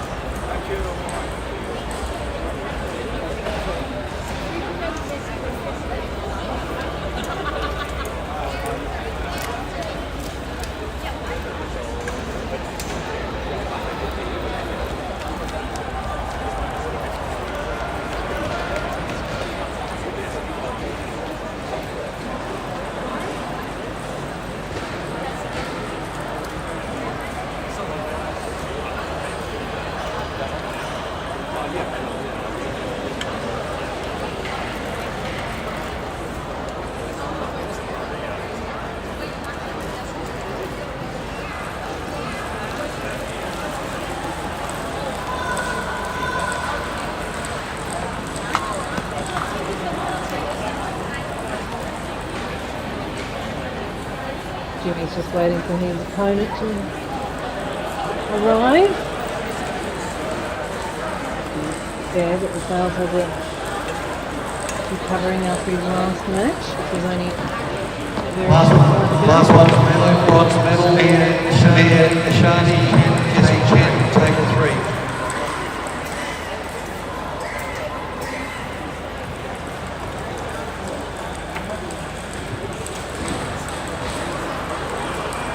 getting himself organised. I imagine Rafael's pretty warm and ready to go.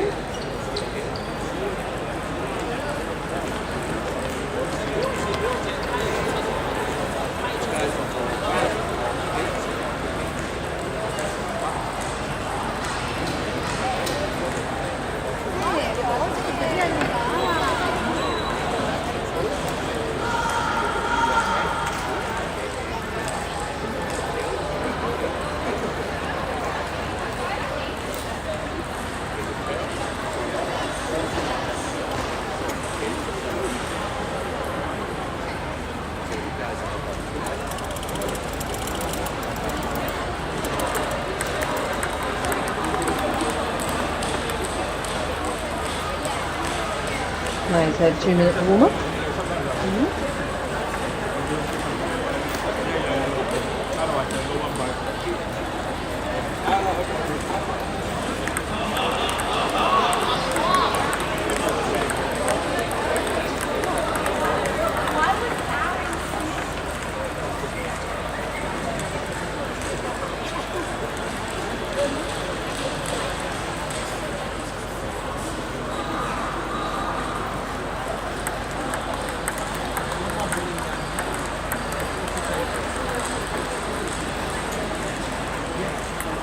Yashi holds the bat with a pen-hold grip, with a shake-hand grip.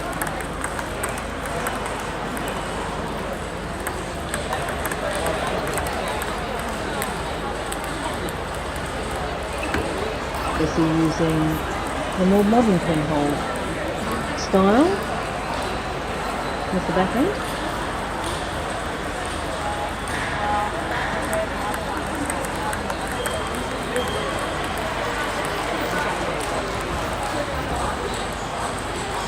Looking forward to seeing some of Jesse's renowned Petra loops, I believe they're called. Very high logs, mid-rally that reverse and come back over the net. He's pretty good at that shot. Whether he chooses that shot often in this match coming up.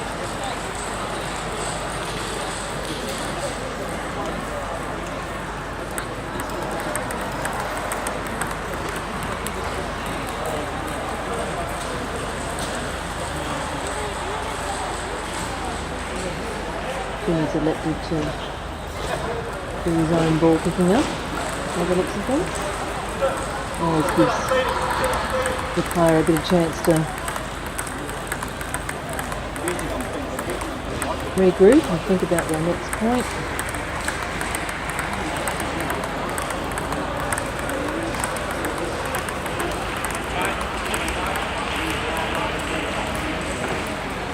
Match about to start. We've got the finals of the Para Class 1-5 singles. Here we go.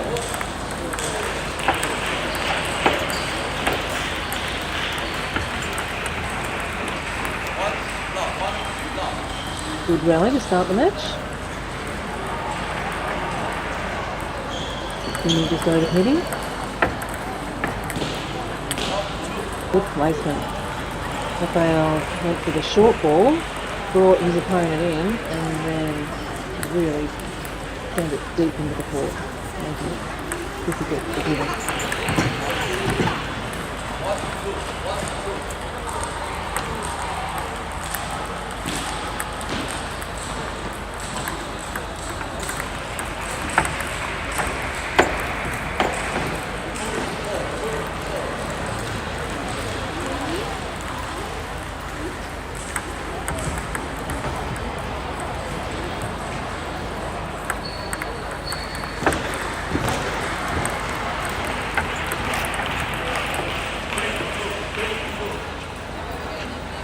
With the backspin balls, Jimmy's using the more traditional penhold style, where he uses the same rubber on the forehand and the backhand.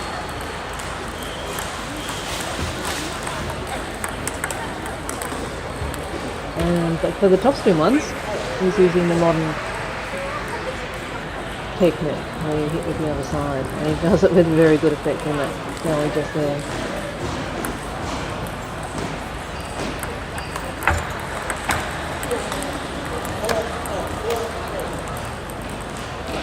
Upset with himself off that one. It really flew, that one. Right up there.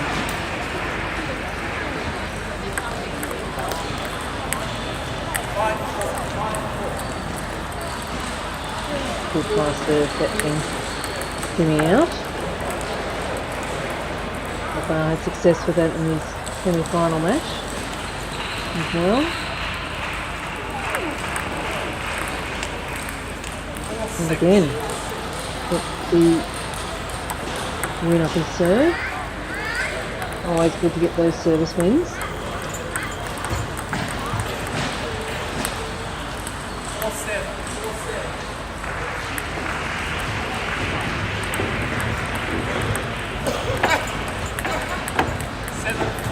Nice placement from Jimmy. I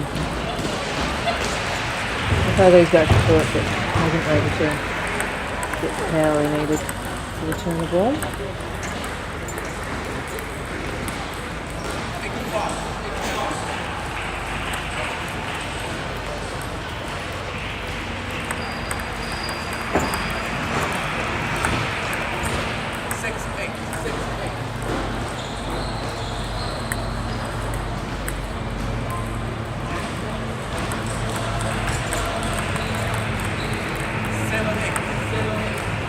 Jimmy's on his way back. 1 point the difference only.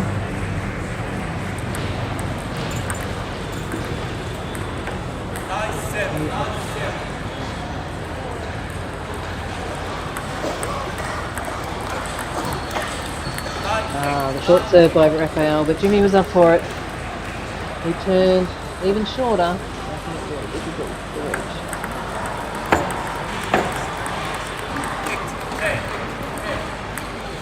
Some set points here.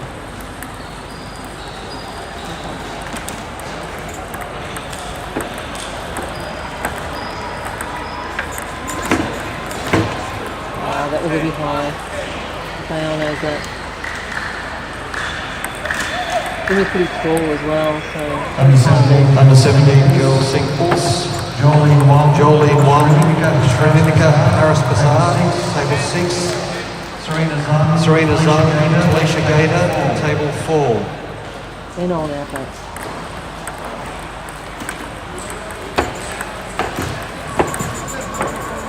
Rally. Oh, that's a brilliant rally. Side to side, Jimmy really let go for how hard in that rally. That point for Jimmy. And Jimmy gets the first bet. I think that's a relief. Rafael was winning the set the whole way, except for the last 2 points.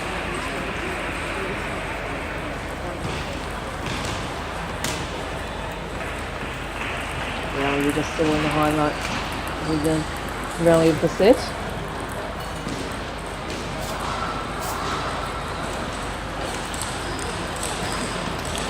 And I think Rafael has to try and work out a way not to give Jimmy too much height on the balls. Jimmy's very good at punishing them. Anything higher than the net, he's able to put away.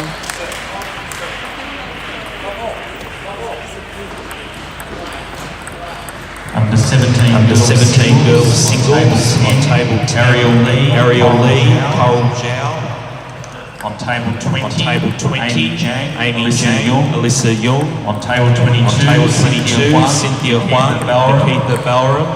On table 12, Aranya Dingra, M.P. Chen. Jimmy just placing a few wide to Rafael's forehand, testing that forehand out. Worked well.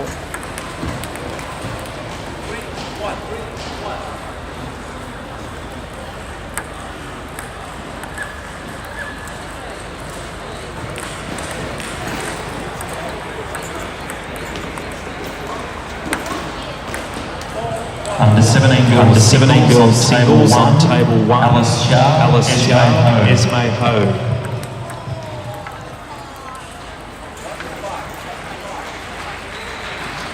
Jimmy shot out to a 4-1 lead. 5-1 lead. And Rafael's more tail break.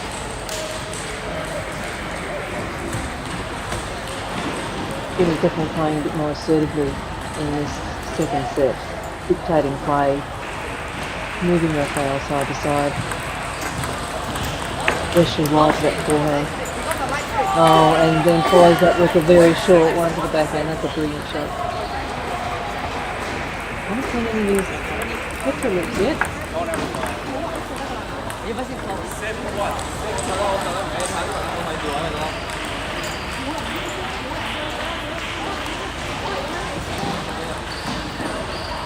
7-1 lead, a good lead.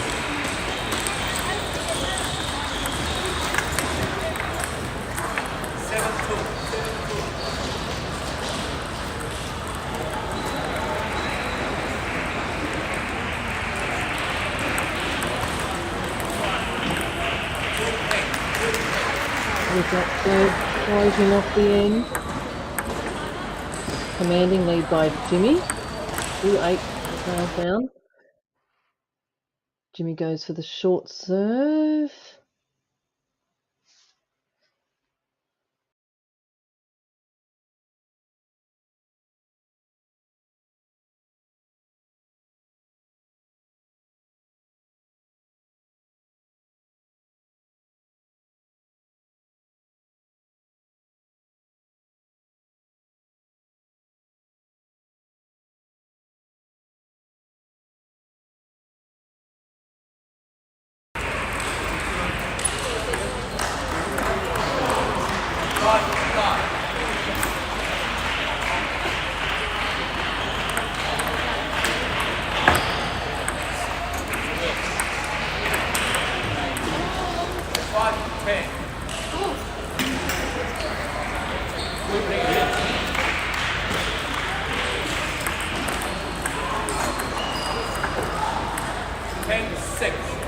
10-6, can Raphael come back?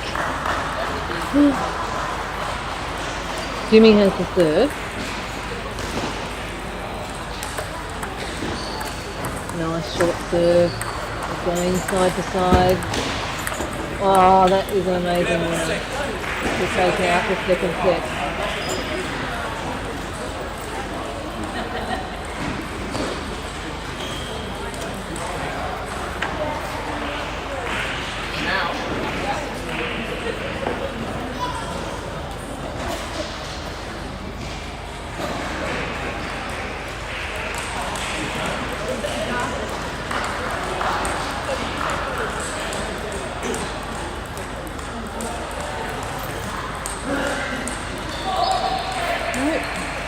Happy with that. He really was in a lot of trouble in that first set. He's now sitting with a commanding 2-0 lead in his final of the Para Class 1 to 5 singles 2025 TTA Tour in Sydney.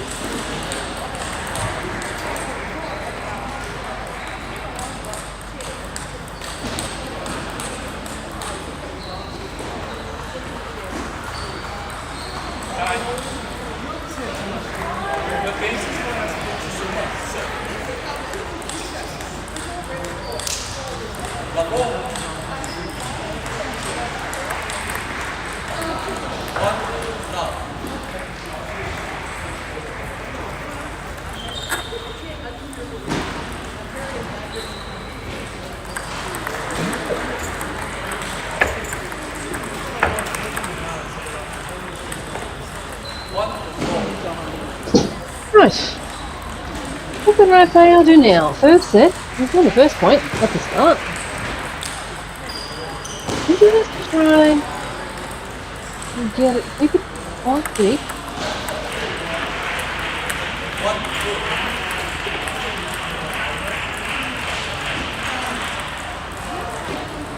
Gotta make it awkward for Jimmy somehow. Low is good. He got away with that high one. But high generally not good.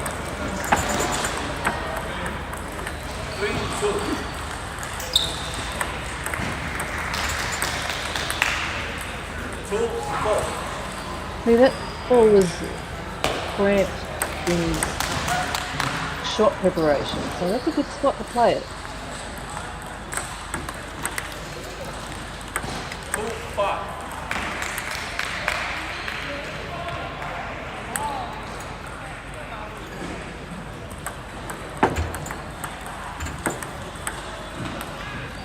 It's a beautiful place to play, Jimmy. Right on the corner.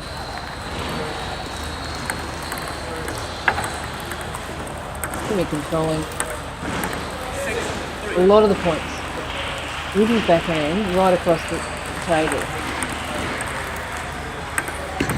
Having said that, there's a few forehands from Jimmy. Oh, there's a big rally. Oh, fantastic rally.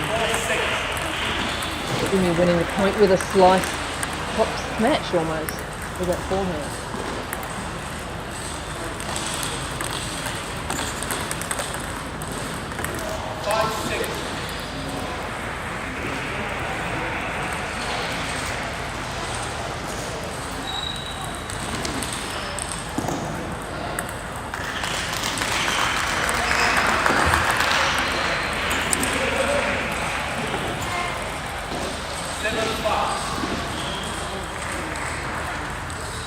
Yeah, if Raphael can get the ball to bounce in that really last part of the table, it's just so much more pressure on Jimmy. But if he makes the ball land right in front of Jimmy, and let serve falls in the Para Class 1 to 5, your serve must travel past the end line, not the sideline, otherwise it is called a let. In order to replay the point.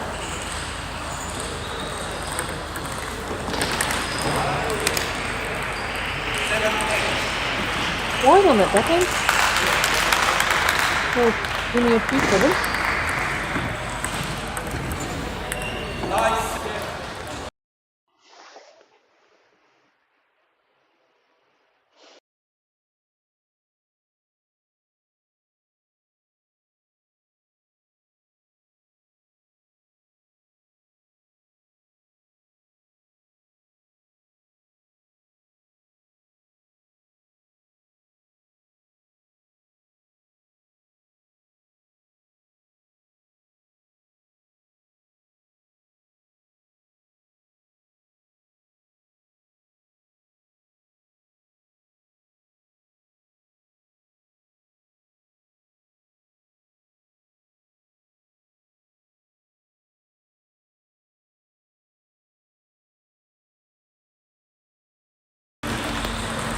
Yep.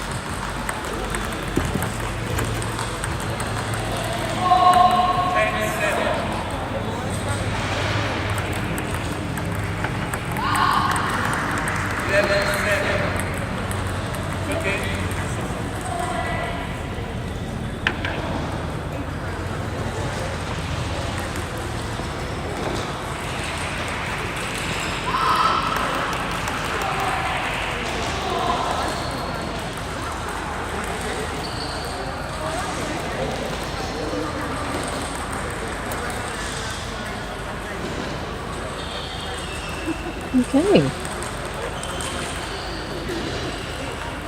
Great play by Raphael in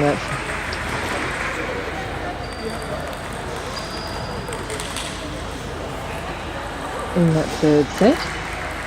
Jimmy's actually leading 2-1. Raphael winning that third set.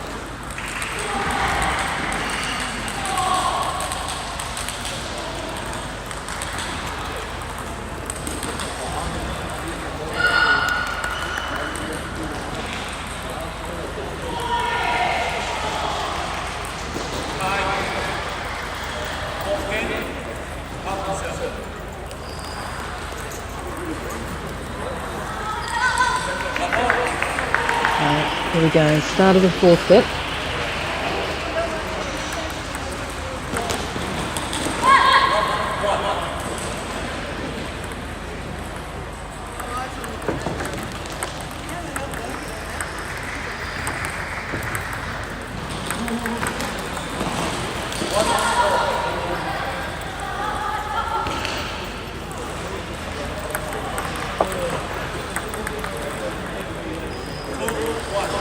Start by Raphael. That short server has to be really good because Jimmy has a real good reach. He's got away with it on that one.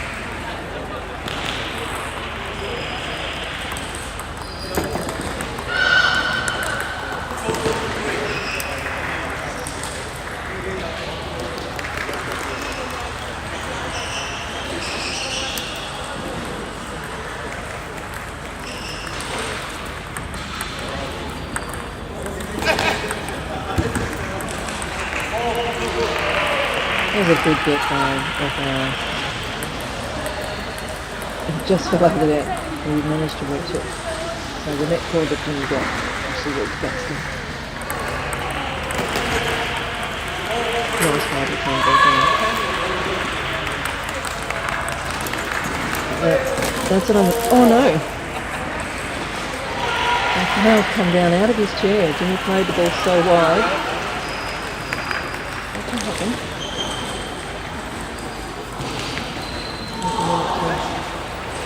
Get things right.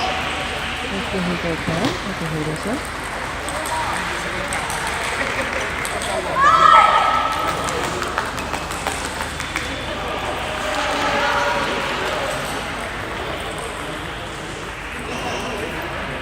Just taking a moment.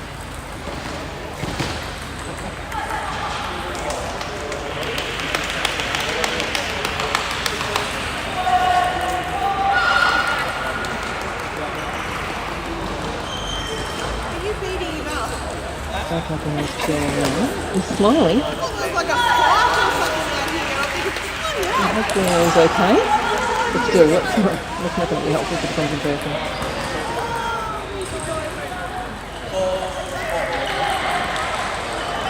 Right, thanks for a 4-all in the fourth set.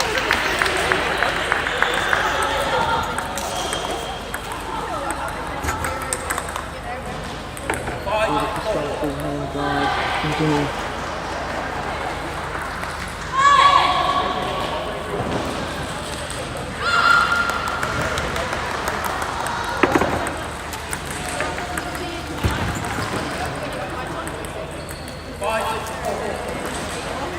See how I got a bit of backspin on that ball, so I didn't come through.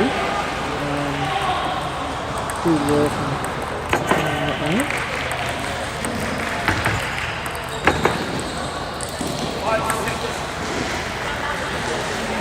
Jimmy has such good control of his placement of the ball. And going on that there on that smash. Going for a bit much, I think. Oh, that's a brilliant angle from Bakol.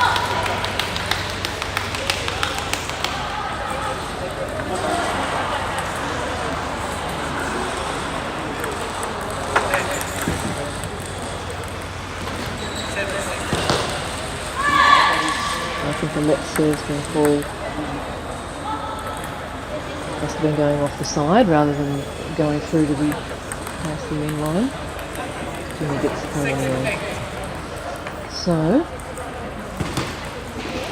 6-8. Bakol serving is down 2 points. He's going for a towel. Which not every 6 points, so you can try every 6 points and that's not every 6 points, so you got away with that one.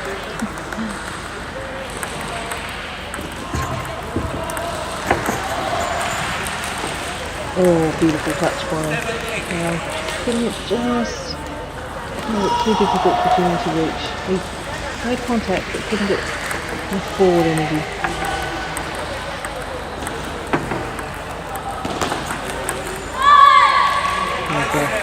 High ball.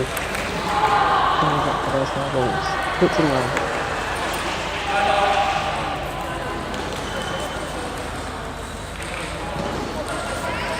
And referee has called a timeout. 60 seconds. Just to regroup. Maybe get a bit of advice from his bench. Maybe just to change the momentum of the match a little bit.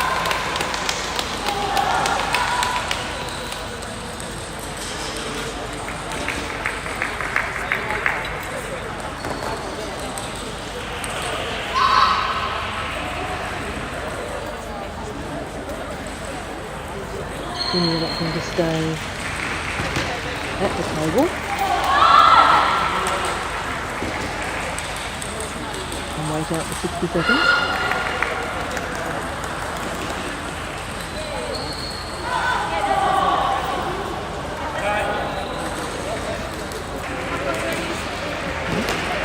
Play resumes. Jimmy to serve.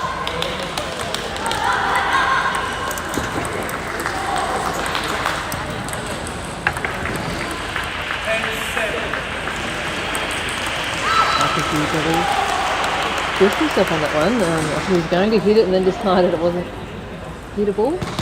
Video and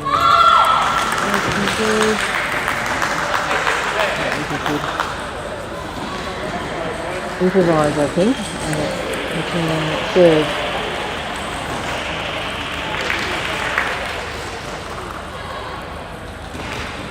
Eight-10. Yeah.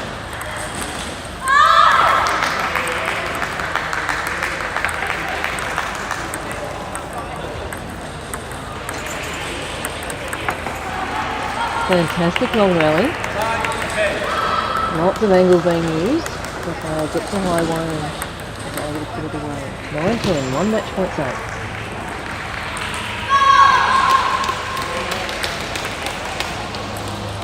Oh, nice change up. Looked like he was going to do the fast serve and then just did a very slow one and Jimmy popped off the end. Brings it to good. That straight away. We have to win by 2 with this. And good produce. And we have 1 serve each.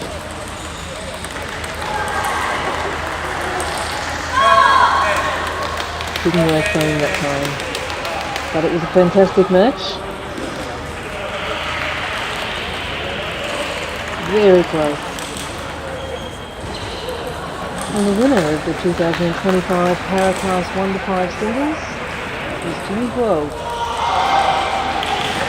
Defeating Huzoma 3 games, 3 sets to 1. Very close in that last set. Just narrowly getting there. 12-10. Chloe Chen launching out at table 2. But I think it was a fantastic effort from Rafael as well. As we see some Some highlights. Last point.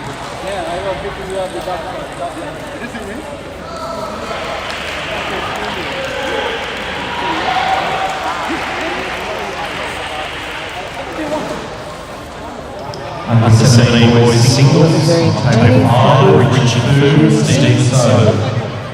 And Jenny. On table 11, Alex Wang, Tesh Vinod Kumar. On table 25, Ashley Zhu Summers and Katsuko Hadiura.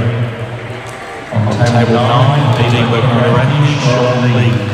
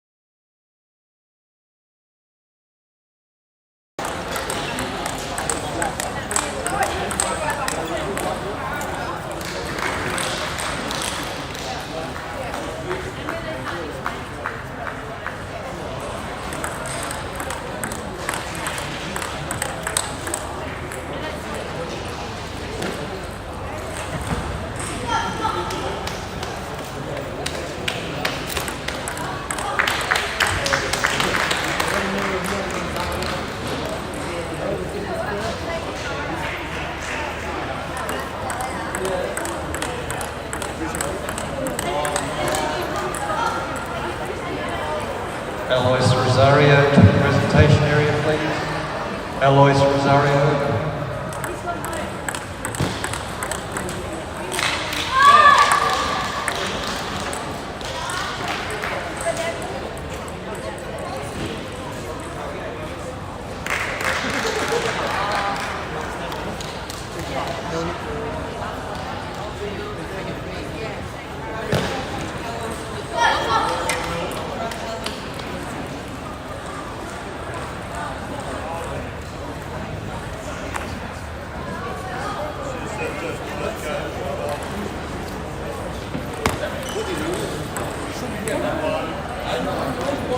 Okay.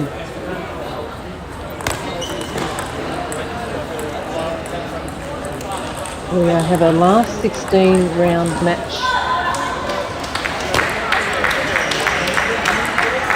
For the under 17 girls.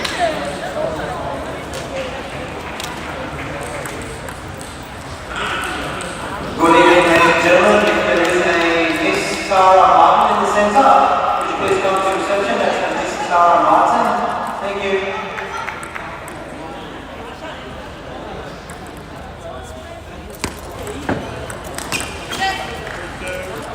Chloe Chen versus Yashi. Yashi with the yellow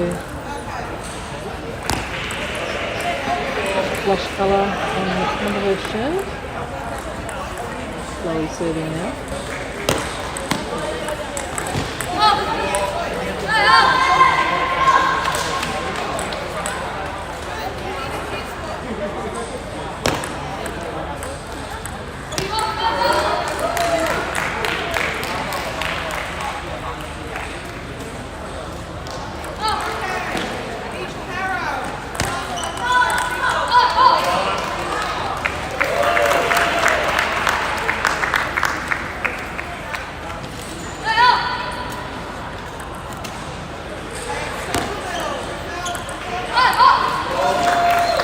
Both athletes from New South Wales.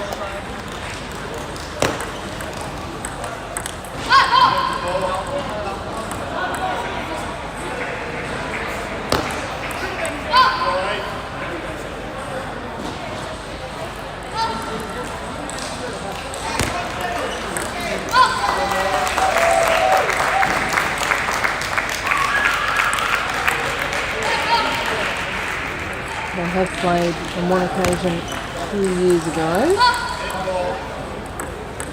Chloe was the victor back then.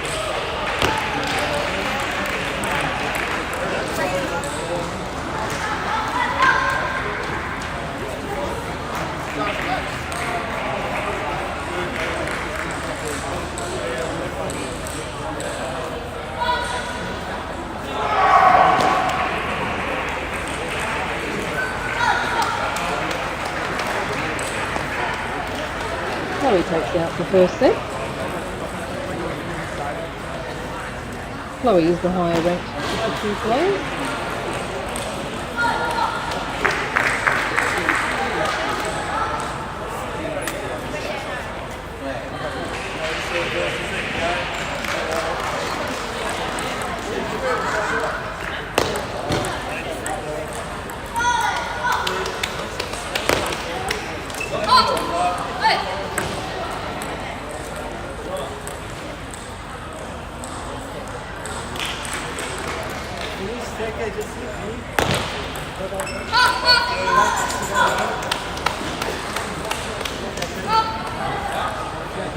Chloe getting off to a good start here.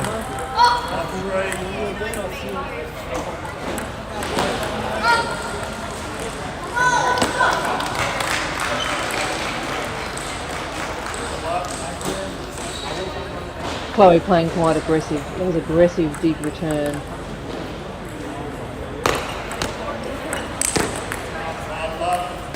Beautiful pivot forehand. Quite a lot of power.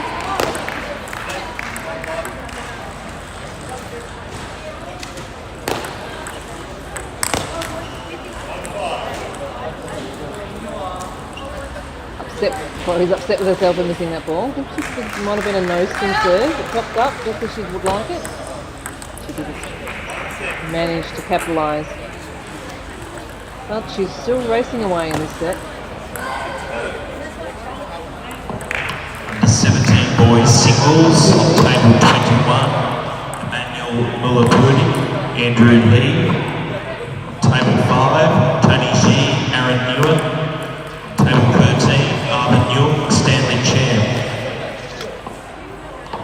Moshi mixing up her service placement.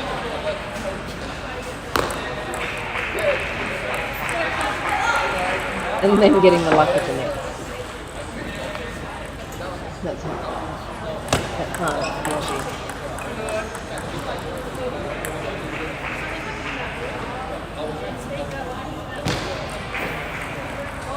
Actually having a little bit to say. Not sure what that's about.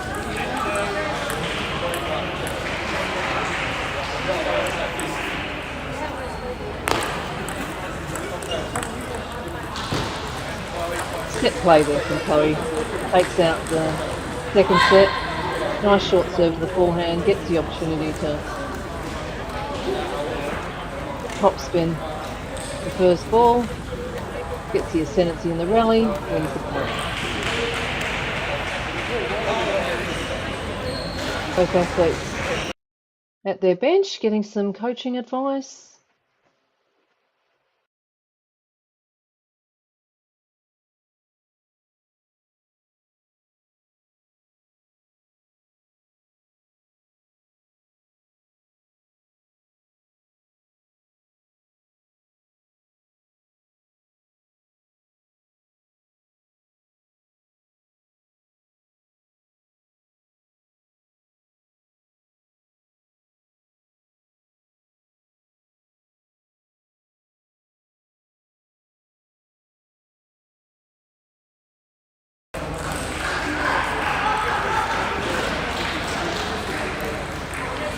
Third set, Chloe serving.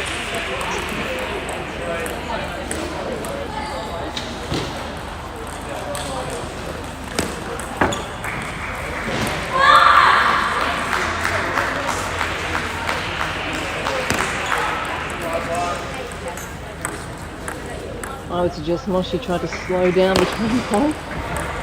Still happening very fast for her.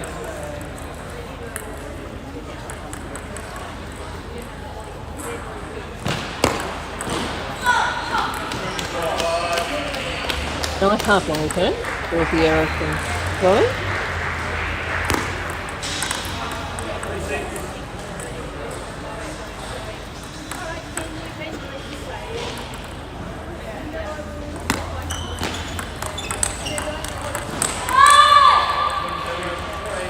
Lovely counter loop from Chloe there. And a good rally. Nice rally.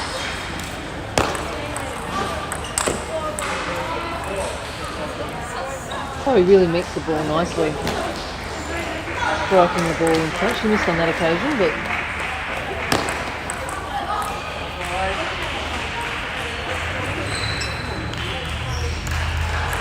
too many unforced errors coming from Yashi.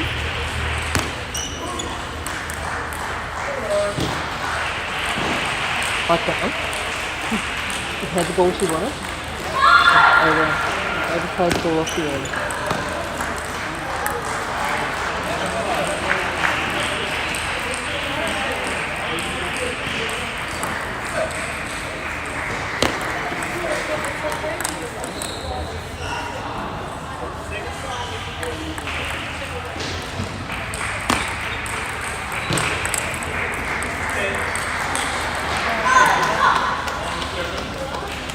Nice rotation on the forehand, gives her that power and power.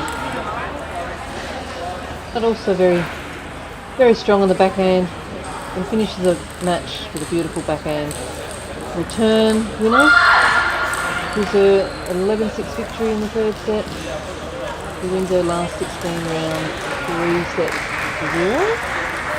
And they'll proceed to the quarterfinals of the under-17 girls singles 2025 TTA Tour event in Sydney. Nancy scores 11-4, 11-2, 11-6. Well done to Chloe.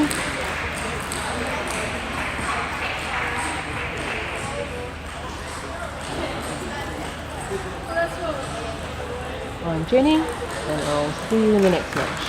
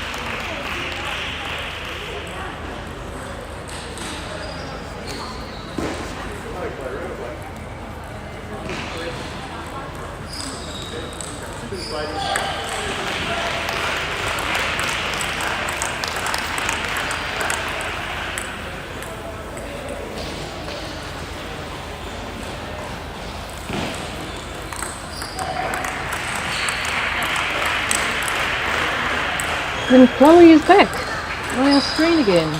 Back on the table for her quarterfinals match, under 17 girls singles quarterfinal against Alice Yar from Victoria. Alice, fresh back from overseas, very successful overseas trip where she won an international under 13 event, which was an amazing, fantastic effort.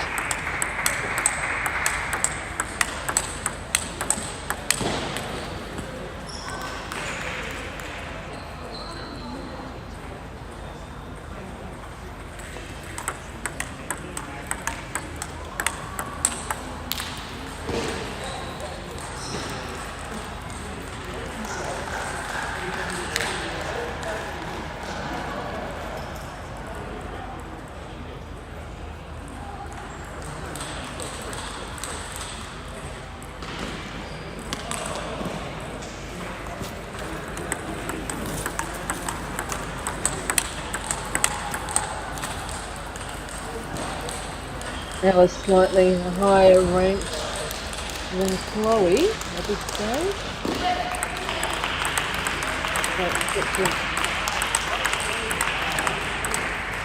A good exchange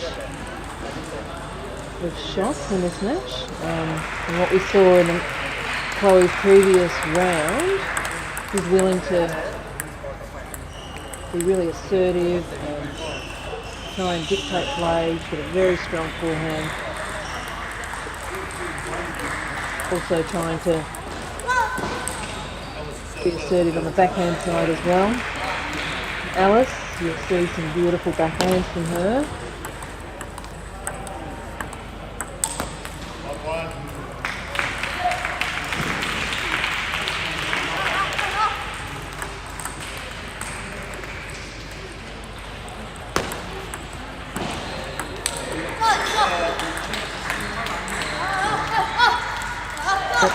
Backhand of Alice has only just made it over the net.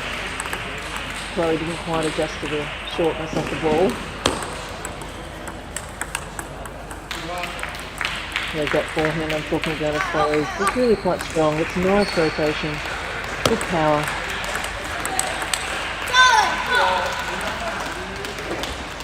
Alice will really be looking to dictate the rallies with her backhand. Beautiful feel on her backhand.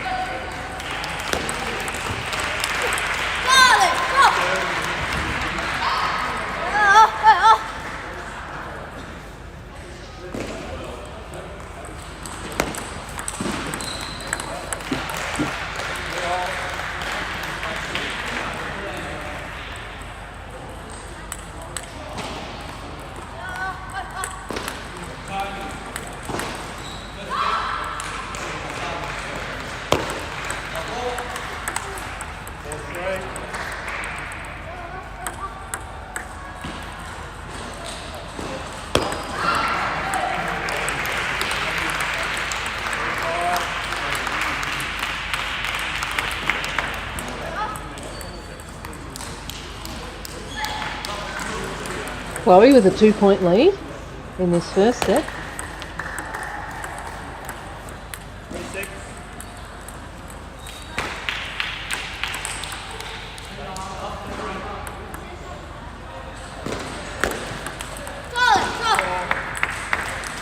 Fast sliding serve into Chloe's backhand. Very difficult serve to spin up. A few errors coming from Alice in this set.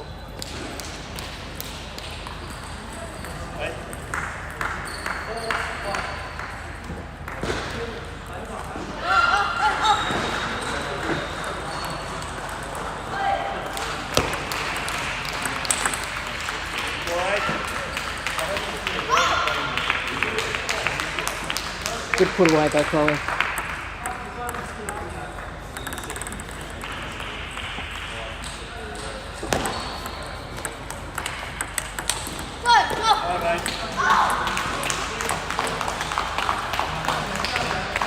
Both athletes looking to be the first person to attack in the rally.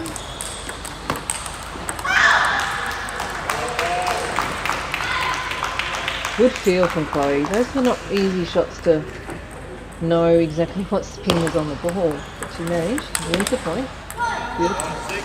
Beautiful hard hit from Alice. Don't count Alice out yet. Chloe's 9-6 up. Oh, bit of luck with the net. Gives Chloe 4-set point.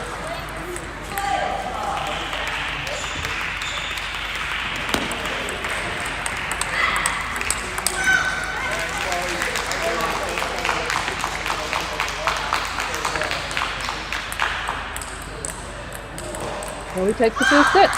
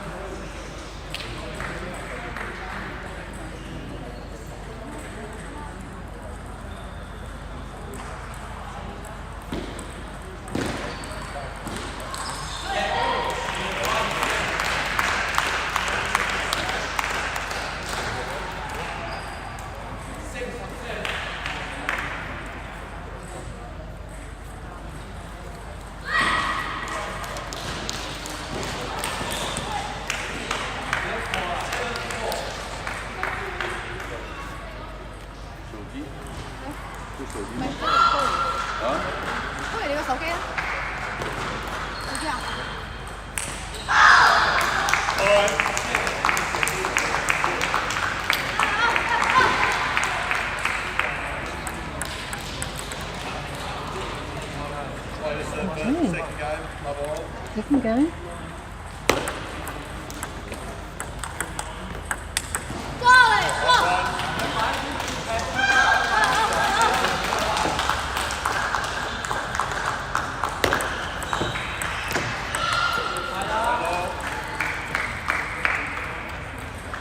Well, we're getting quite a bit of underspin on that dig, making it hard for Alice to execute her backhand loop. On the other hand, Chloe's backhand loop then was early. She took ball early.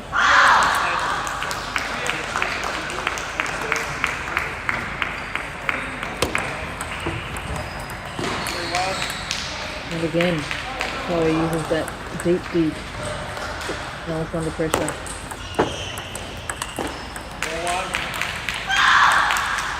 Short serve, bring Alice in. Alice pushing long. Chloe attacking.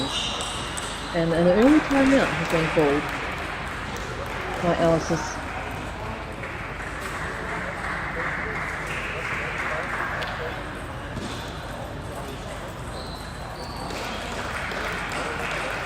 Alice's bench has called an early timeout.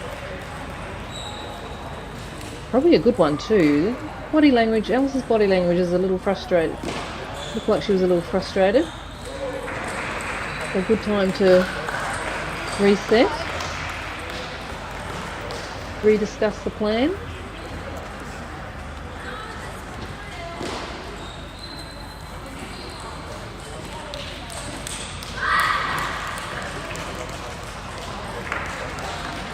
Chloe really using her placement and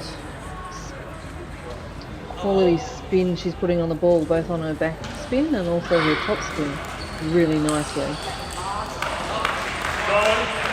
The heavy backspin causing Alice a few challenges on that backhand side. Maybe Alice needs to do some pivoting, get her forehand into play.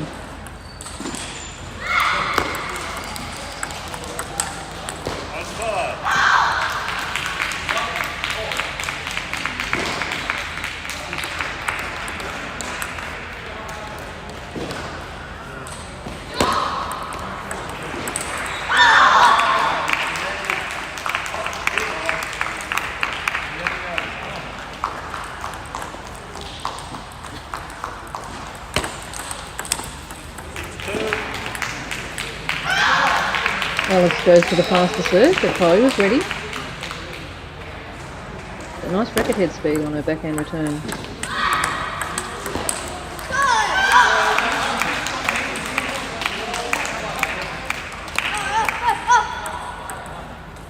Chloe replaying the technique she thinks she should have used instead.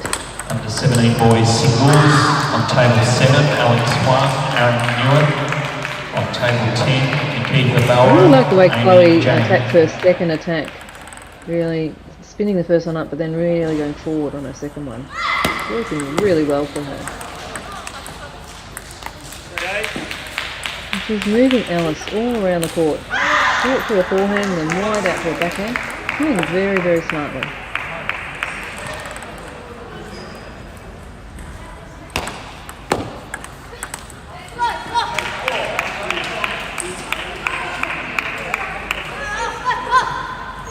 Alice was ready for that one, able to get the backhand on that time. Again, the short serve to the forehand, and then deep to the Alice's backhand, drawing the error. Chloe and her team may have done some pre-match planning and certainly working well at the moment.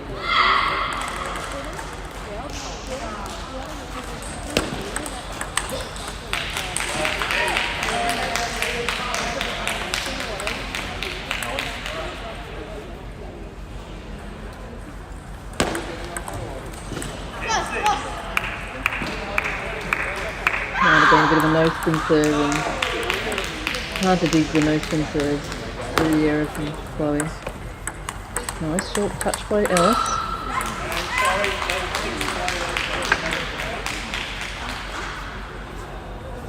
Very well played by Chloe. She takes out the second set. Got a 2 sets to love lead in this under 17 girls singles quarterfinal. Playing extremely well at this stage.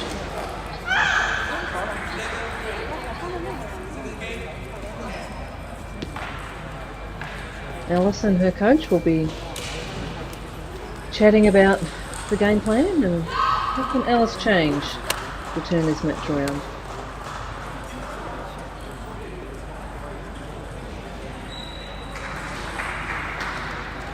I think Alice needs to make sure the ball that she does open up with is a ball that she can actually do that on.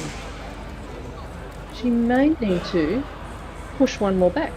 Dare I say it, until she gets the ball that she actually feels a bit more comfortable with, because at the moment any of the balls she is attacking are not getting the quality, and Chloe's able to capitalise on it. So maybe Alice needs a little bit more patience.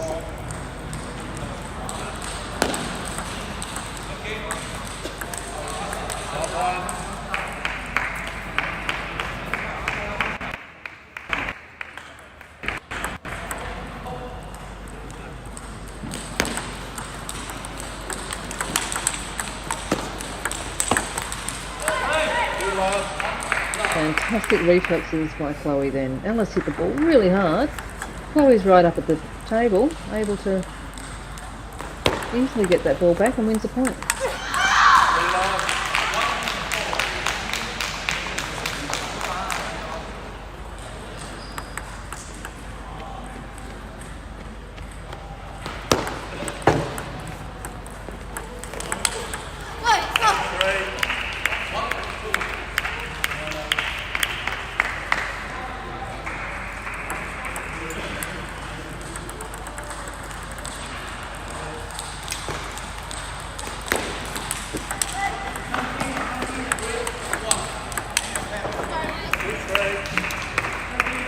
Chloe did her best to stay in that point, but the net was not for her.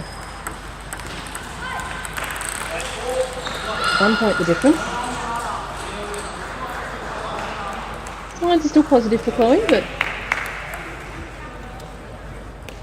Alice is hanging in there.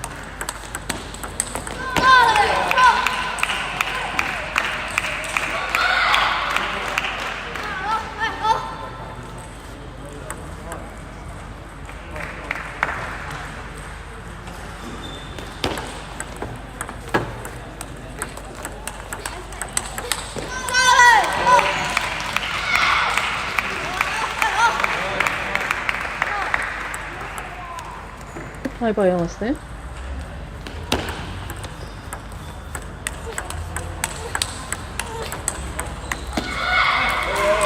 Fantastic rally. Very sharp reflexes Chloe has, and she's countering Alice's topspins really nicely.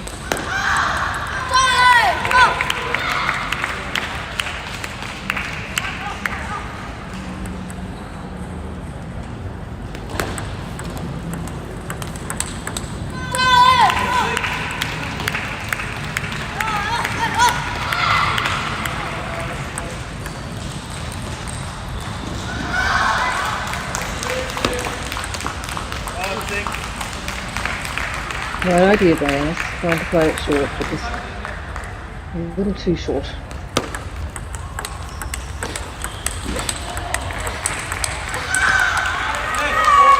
That is an amazing forehand from Chloe. Really, through the acceleration she does.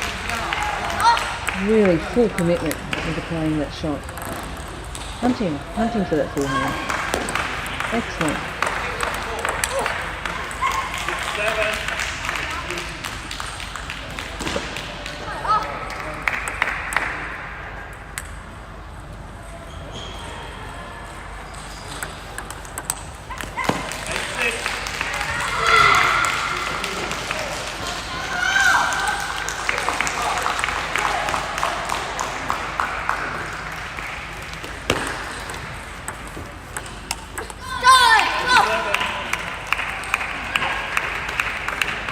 So we're going for the heavy push, but she might have been able to attack that. She might have been thinking, maybe I should have attacked that there.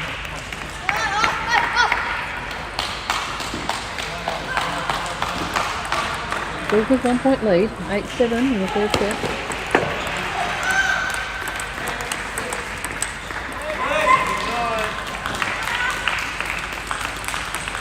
Chloe really stays up close to the table and able to cut off those angles from Alice.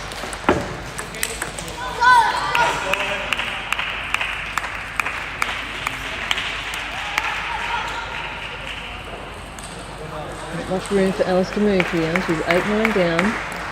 Chloe only 2 points from the match.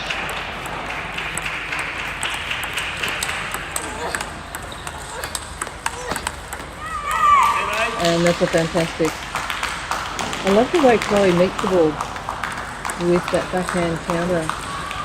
Alice is spinning it up and he really goes over the top of the ball beautifully. It's a fantastic point to win. Got one more match point. Chloe's 10-9 up. Alice went for broke then. The backhand pivot. Okay. Goes for it again.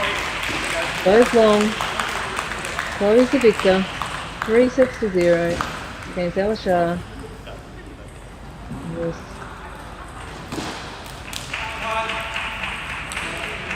Quarter-final match. Chloe wins 3-0, and I think she played a pretty flawless match. There's the scores: 11-6, 11-6, and the third set a little tighter, 11-9. But I think Chloe will be very happy with the way she played in that match.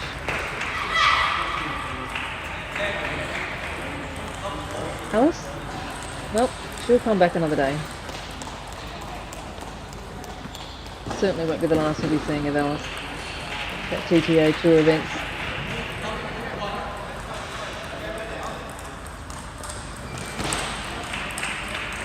Well, I'm Jenny, and I will see you again shortly.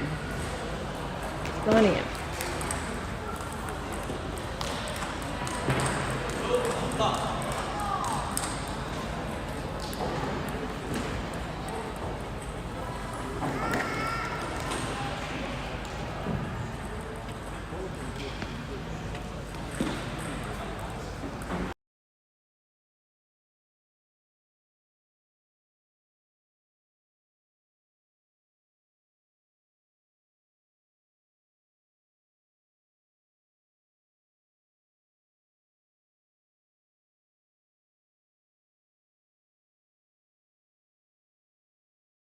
Hi everyone, I'm Nicole Adamson, the CEO at Table Tennis Australia, and I'm excited to be here today to share with you our new foundation program, Ping Pong Play.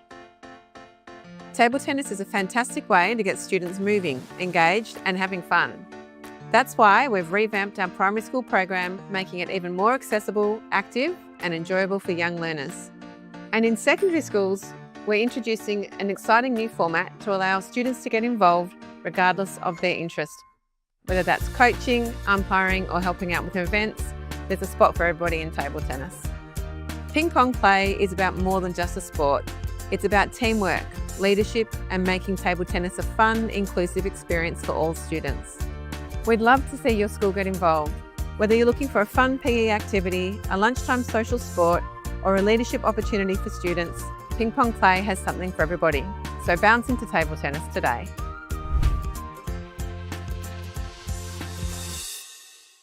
Hi everyone, I'm Nicole Adamson, the CEO at Table Tennis Australia, and I'm excited to be here today to share with you our new foundation program, Ping Pong Play.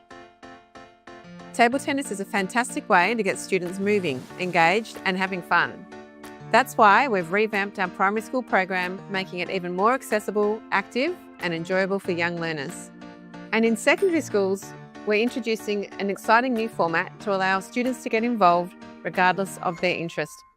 Whether that's coaching, umpiring or helping out with events, there's a spot for everybody in table tennis. Ping Pong Play is about more than just a sport. It's about teamwork, leadership and making table tennis a fun, inclusive experience for all students. We'd love to see your school get involved.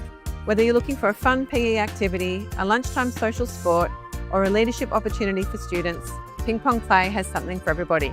So bounce into table tennis today.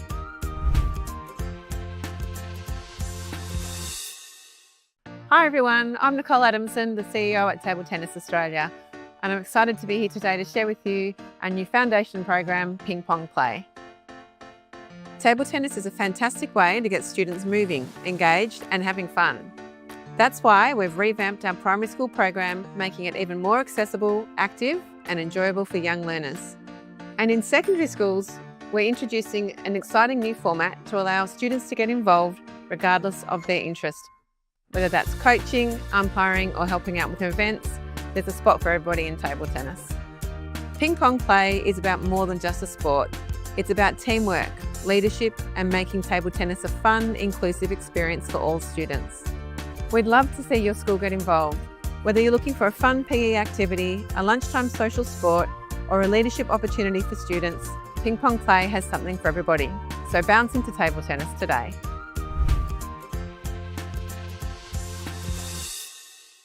Hi everyone, I'm Nicole Adamson, the CEO at Table Tennis Australia, and I'm excited to be here today to share with you our new foundation program, Ping Pong Play. Table tennis is a fantastic way to get students moving, engaged and having fun. That's why we've revamped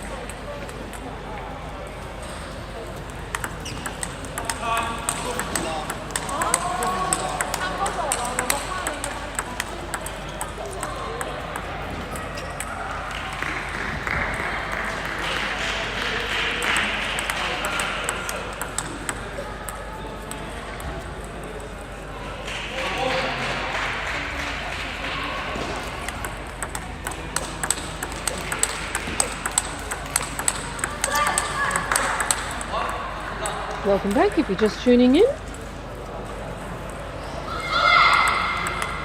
Athletes on the table in front of us are the quarter-finalists in the Under 17 Boys Singles 2025 TTA Tour Sydney, streaming live from Sydney Olympic Park. We have Githrety from Victoria, who came first in the group matches. His opponent today is Richard Fu from New South Wales.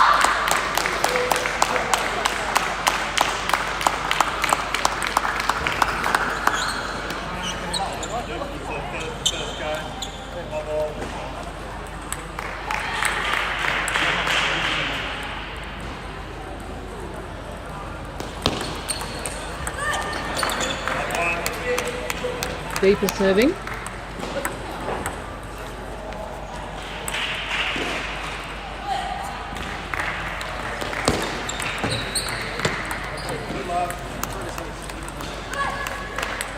With a tentative start from the deeper. 2 unforced errors.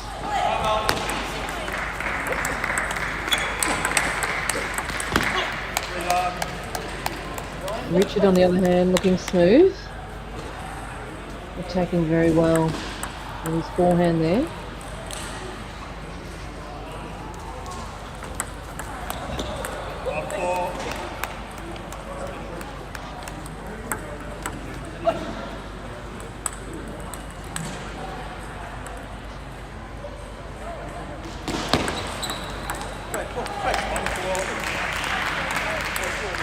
These players have played 4 times before, and they're head-to-head 2 matches all.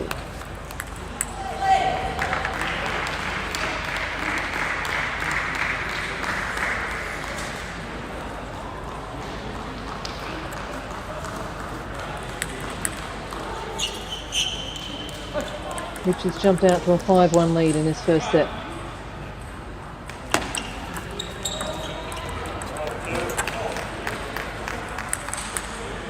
Deeper lucky there. He'll take that luck, see if they can help him find his way back into this set. 3 points doesn't sound a lot, but to 11.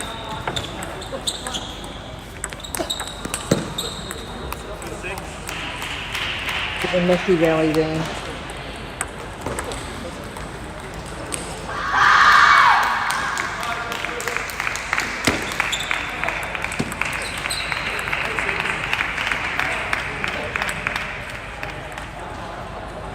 Good aggression though, deeper there.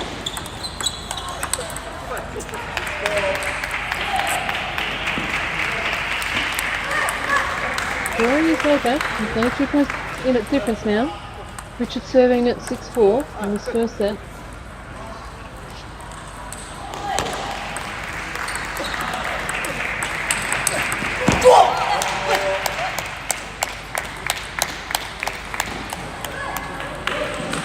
Richard looking very comfortable about a metre back from the table with those counter loops.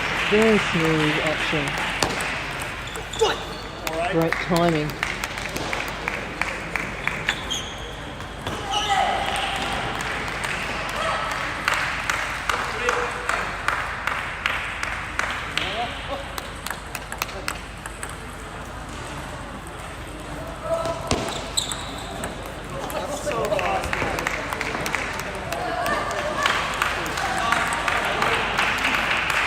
Getting a little frustrated. Number 17 boys singles. Quarterfinal, Arvin Young, Andrew Lee, table 5.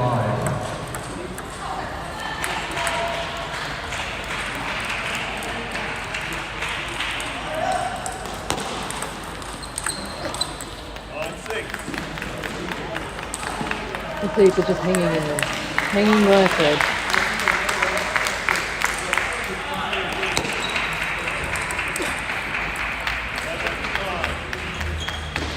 Good decision by DP. I think he was going to attack it and then decided it was a little short.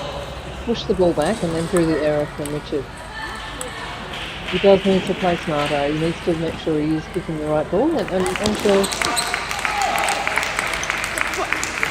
you know, moving his feet, adjusting, making those very fine, small adjustments.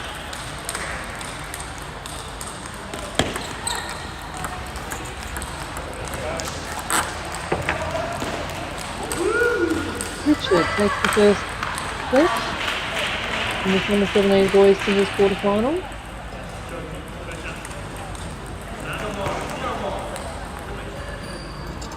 Richard playing quite clever placement throughout that frustrating Adita and drawing some errors from him. Whether it's Richard's placement, smart placement, or whether Adipa's needs to just play a little, react a little bit sharper with his footwork and try and get into better position. He definitely needs to try and bring down the error rate. Try and get some first balls on. Put a bit of pressure on Richard. At the moment, Richard's winning points without having to do too much. Having said that, we did see some lovely timed forehands from Richard in that first set as well. Well, let's see what set 2 has for us. Richard serving.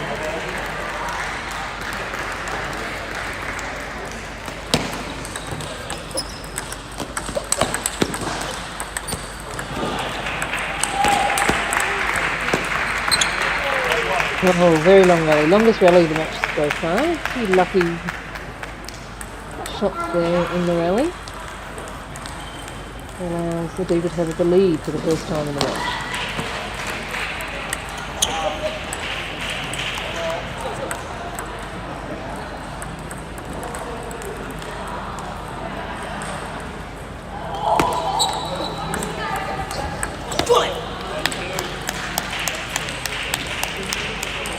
Richard really glides with his footwork and floats across the floor.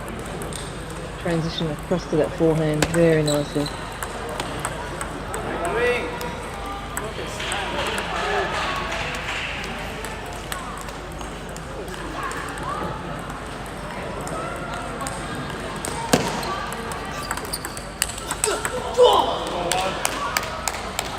What a delightful counter loop that was. Adipa putting his best effort in, only to see it fly back cross court. Beautiful timing by Richard.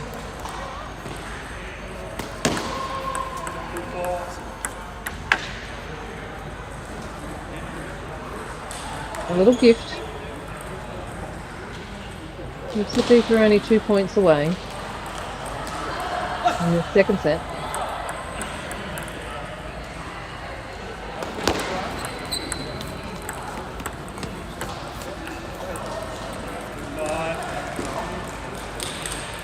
Richard was playing the very short game. 17 girls singles quarterfinal. AE Coral Zhao, table 1. Nice low serve. People threw that ball. Richard tried.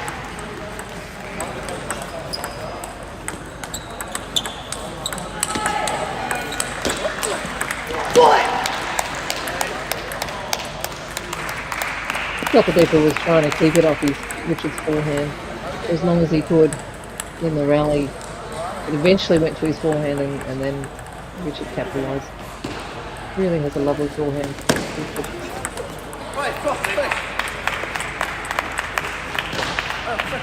Maybe the backhand side is somewhere the deeper might look for some success.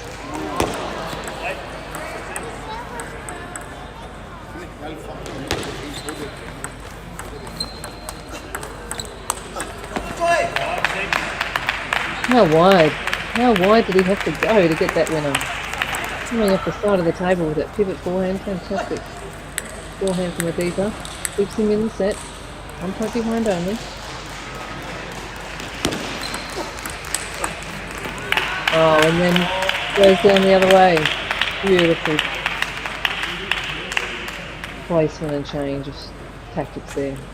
A lot of power in the deeper himself. When he gets into the right position. Use these legs really well.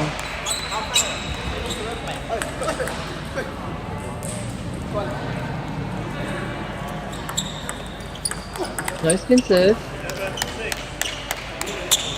The deeper pops it up and Richard gets the shot he wants and puts it away. This one will be heavier. Oh, this one's a fault.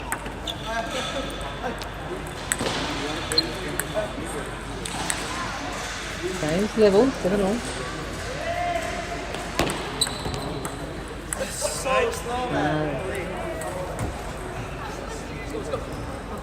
Ball just came off the end, but he didn't come as far enough.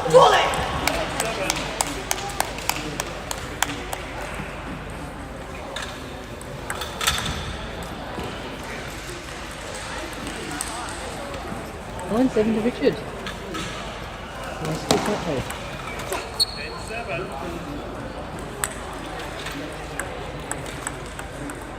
Conditions may be a little slower than what Deepa's used to, though he's been here for the weekend. I think he would have adjusted by now, but some of these balls are just look like his timing is just a little out. And with that, Richard takes the second set. 11 points to 7.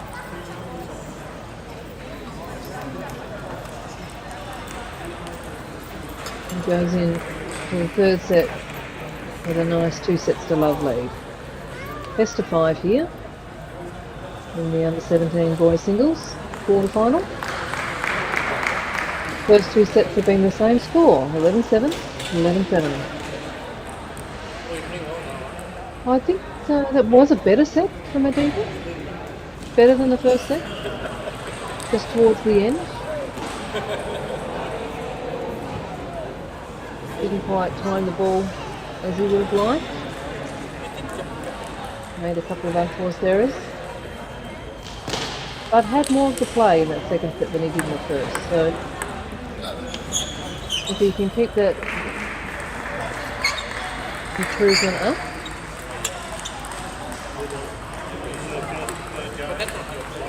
Make sure he gets to that first ball. Just spin it up.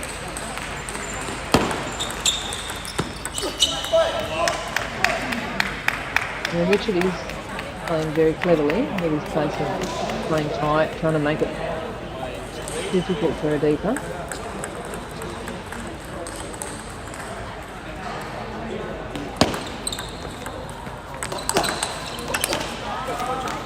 Oh, Deeper was lucky there. I was about to say that's just too high, but maybe Richard swung just a bit too hard on that one. Too excited at the opportunity.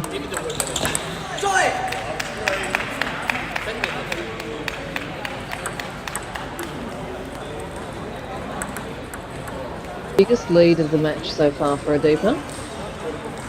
Up 3. Richard serving, he goes for the no spin.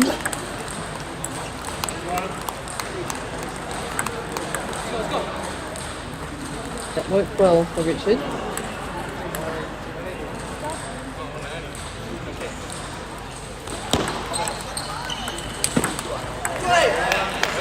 Beautiful kicking side spin, top spin serve from Adipa. Richard unable to control, the ball popped up. Relatively easy attack for Adipa. But in the first video he was missing those, so good to see he's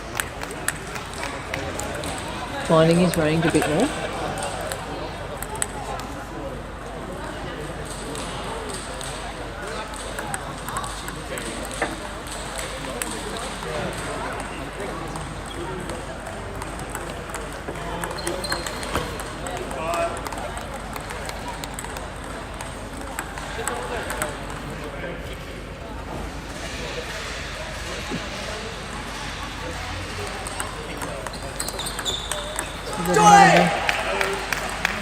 Another sort of no, well, very little spin on that serve, but didn't work for Richard that time. Maybe Adipa's getting used to that one. On 17 boys singles, quarterfinal, Ashani table 3.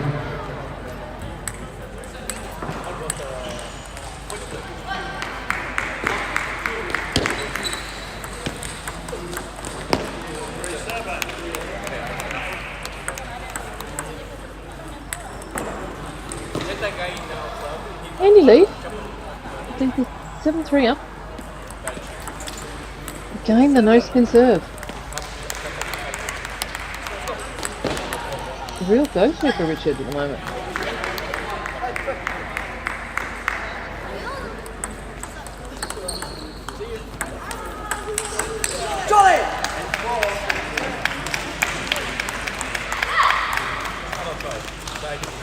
Deeper finding his range through his forehand attack now.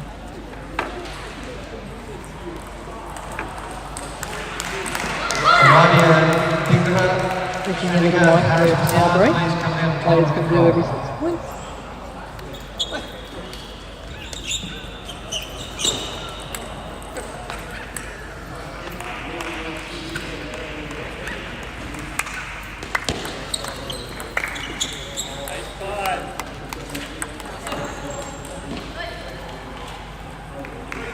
Richard taps him and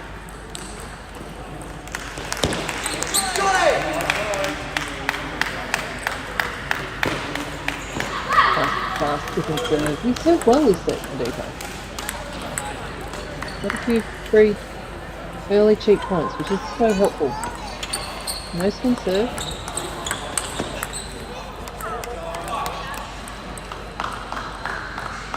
Sometimes it's hard to do something to the no spin serve.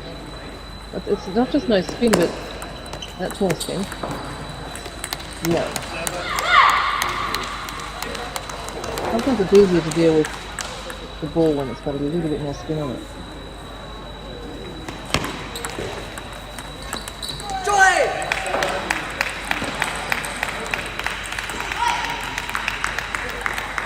Three set points for Adipa now.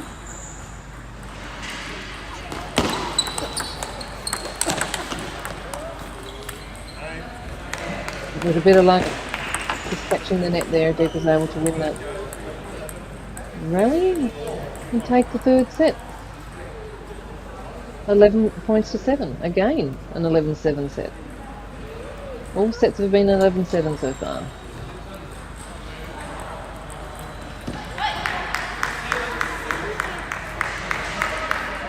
Good turnaround. There's the scoreline. Richard from New South Wales has a 2-1 lead. Really had the run of the play in both the first 2 sets, although Adipa was coming back better in the second set, and that showed in the third set with him being able to, Adipa being able to win that third set. I think he served really well and was able to dictate play, getting his strong forehand in action. What he needs to do. So we didn't see as many of Richard's nicely timed forehands in that last set.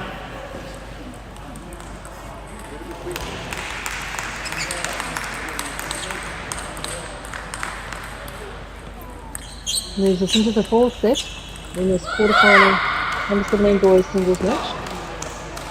Richard Fu from New South Wales against Githrety from Victoria.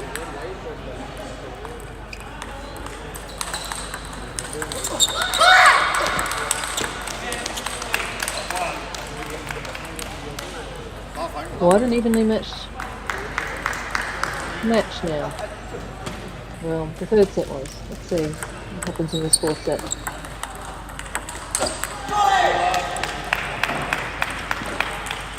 Well, the first 2 points, the Deepers played quite a little defensively, but got the ball on the table, importantly, and actually drew the area from Richard. So has Deeper now 2 love up.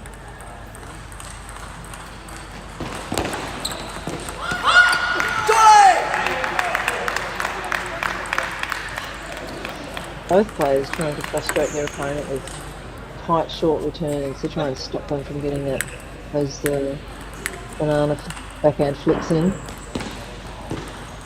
Key is to keep the ball quite low.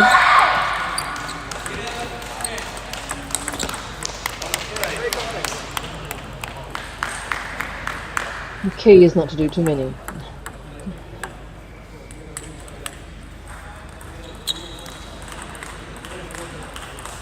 One or 2 pushes maybe, then you've got to try and make the attack on.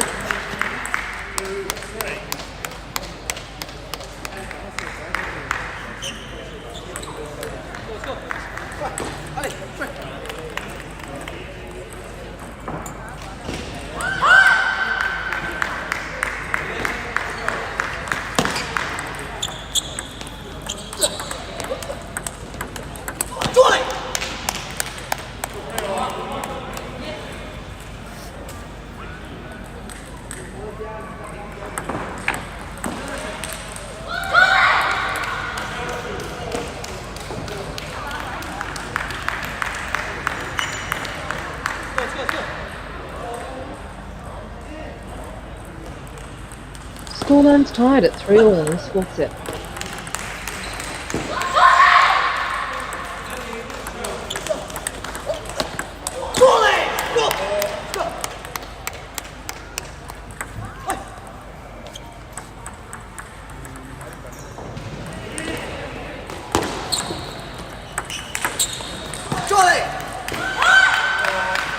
Kept him with that kicker serve again. It's 2 for 2 for that serve. We'll be keeping that one to do again.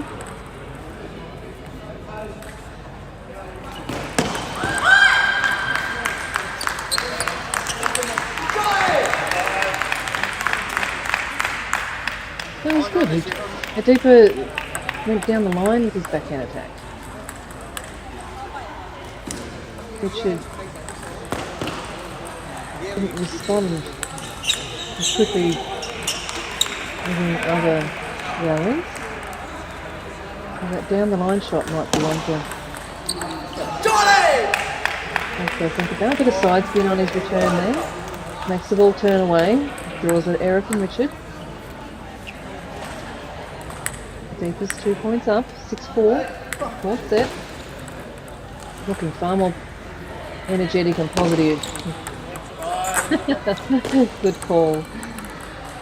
That's the commentator's curse. Draws the fault.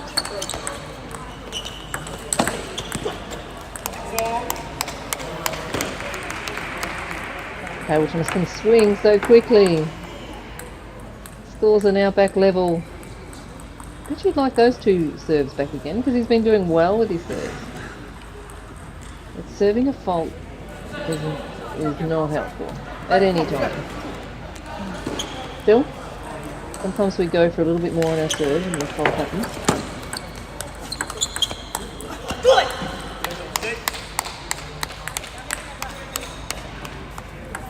Might be thinking of a timeout soon, maybe.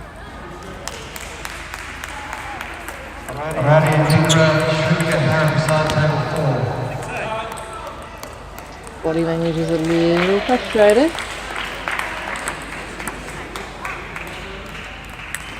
6-8 down, so he was 6-4 up and now he's 6-8 down, Adipa.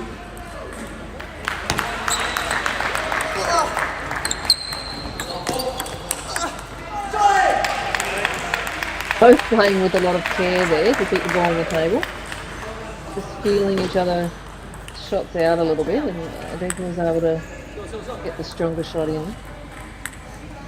Now it's 1 point only down, 7-8 serving.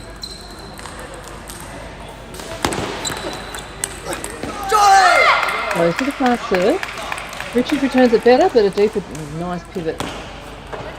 Able to drive that ball home for a winner with his forehand, getting the scores back to level. Anybody's set here. Richard's called the timeout. Richard and his bench probably feels this is the set to win. Let's get the job done now rather than go to a fixed set. Also, it's Richard's serve when they return to the table. And maybe his coach can discuss with Richard the plan, what serve they think would be best at this moment.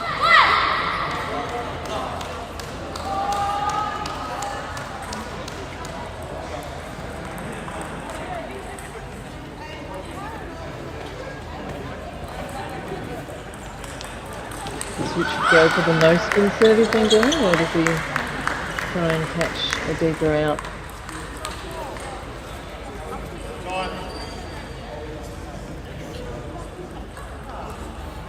Let's see what they decided.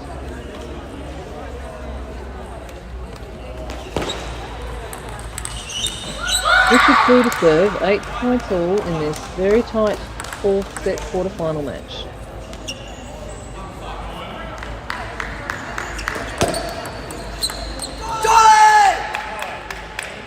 That was well played by David to take the opportunity. The ball was served long. He opened up.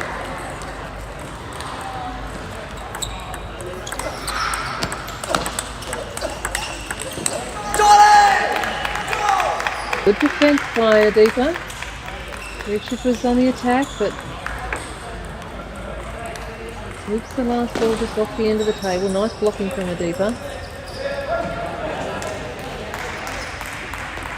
Gives Adipa 2 set points to even the match. Needs to get one of these 2 points to take the match to the 5th set.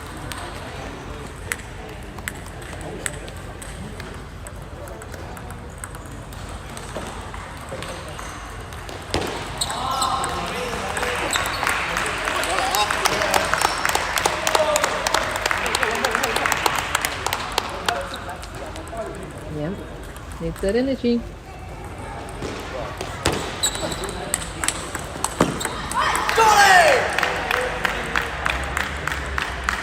Good forehand to forehand exchange.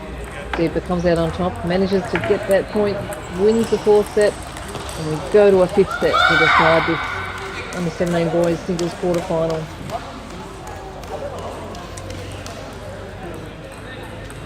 The last 2 sets have really been very, very close. Different scoreline for this one, 11-9. Adipa wins the 4th set.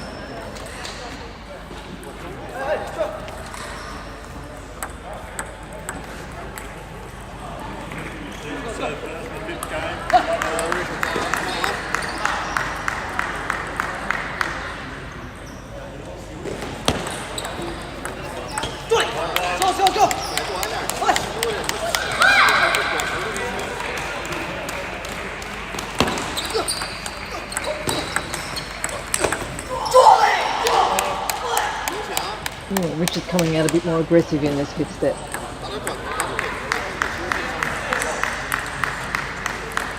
He does have a beautiful forehand, so he can find a way to get that into the point. There he goes with the back end.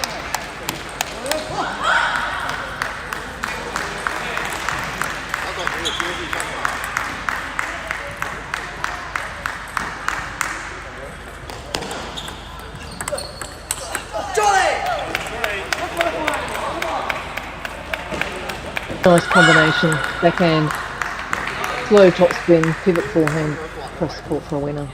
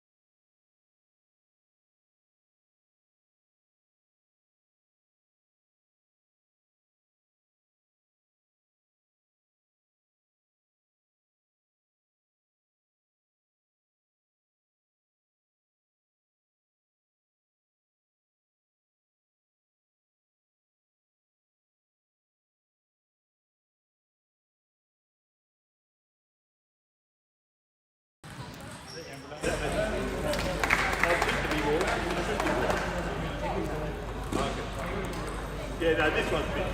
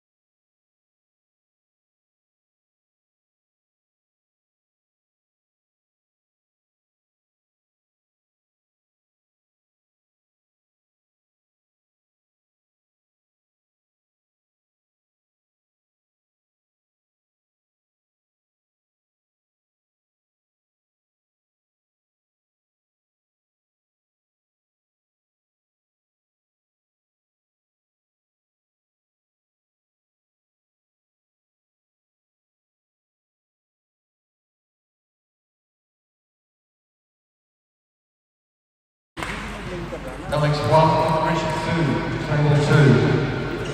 अचानक से पूरे hall का network down हो गया मुझे लगता है भाई। ये ऑन है, ऑन हो गया देखो।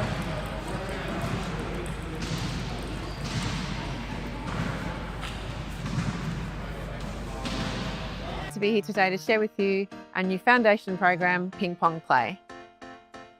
Table tennis is a fantastic way to get students moving, engaged and having fun. That's why we've revamped our primary school program, making it even more accessible, active and enjoyable for young learners.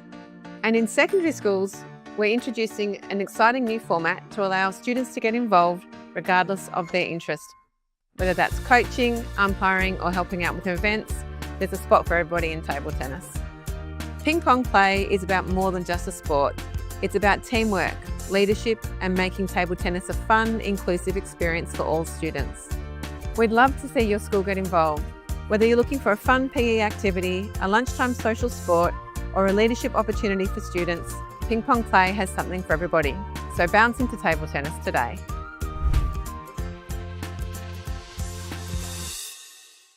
Hi everyone, I'm Nicole Adamson, the CEO at Table Tennis Australia, and I'm excited to be here today to share with you our new foundation program, Ping Pong Play. Table tennis is a fantastic way to get students moving, engaged and having fun. That's why we've revamped our primary school program, making it even more accessible, active and enjoyable for young learners. And in secondary schools, we're introducing an exciting new format to allow students to get involved regardless of their interest.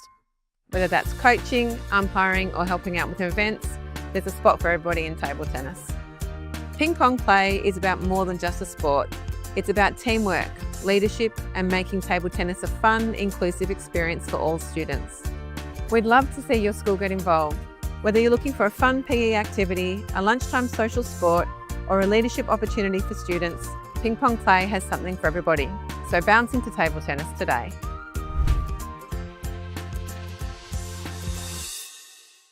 Hi everyone, I'm Nicole Adamson, the CEO at Table Tennis Australia, and I'm excited to be here today to share with you our new foundation program, Ping Pong Play. Table tennis is a fantastic way to get students moving, engaged and having fun. That's why we've revamped our primary school program, making it even more accessible, active and enjoyable for young learners. And in secondary schools, we're introducing an exciting new format to allow students to get involved regardless of their interest. Whether that's coaching, umpiring or helping out with events, there's a spot for everybody in table tennis. Ping Pong Play is about more than just a sport. It's about teamwork, leadership and making table tennis a fun, inclusive experience for all students. We'd love to see your school get involved. Whether you're looking for a fun PE activity, a lunchtime social sport or a leadership opportunity for students, Ping Pong Play has something for everybody. So bounce into table tennis today.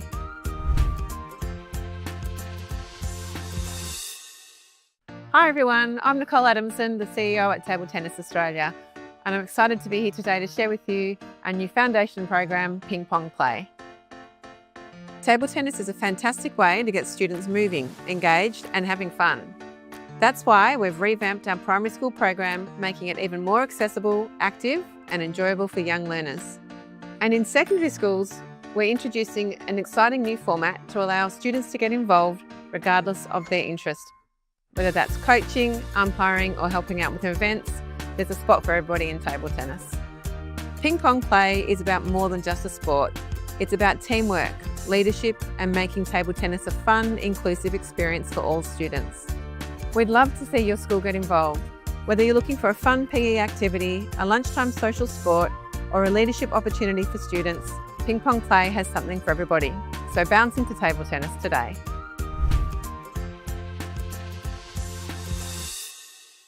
Hi everyone, I'm Nicole Adamson, the CEO at Table Tennis Australia, and I'm excited to be here today to share with you our new foundation program, Ping Pong Play. Table tennis is a fantastic way to get students moving, engaged and having fun. That's why we've revamped our primary school program, making it even more accessible, active and enjoyable for young learners. And in secondary schools, we're introducing an exciting new format to allow students to get involved regardless of their interest. Whether that's coaching, umpiring or helping out with events, there's a spot for everybody in table tennis. Ping Pong Play is about more than just a sport. It's about teamwork, leadership and making table tennis a fun, inclusive experience for all students. We'd love to see your school get involved. Whether you're looking for a fun PE activity, a lunchtime social sport or a leadership opportunity for students, Ping Pong Play has something for everybody. So bounce into table tennis today.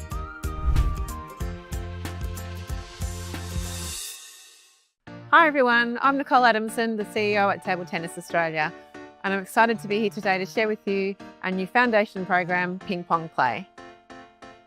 Table tennis is a fantastic way to get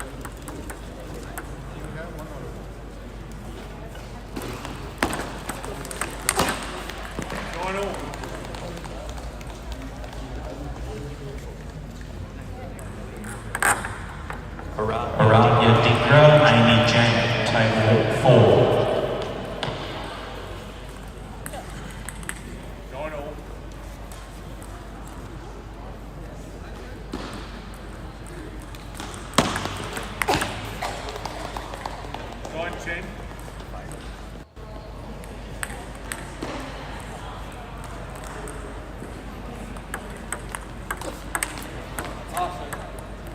Game Alex, 11-9. Alex leads one game to love.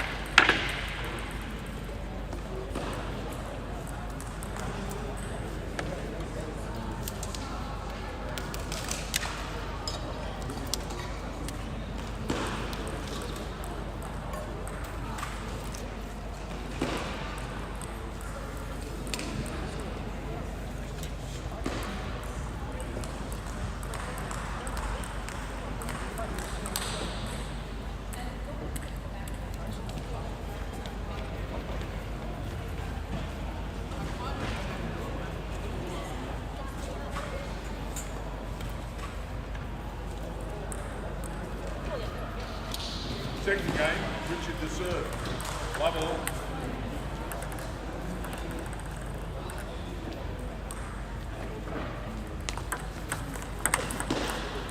Love one.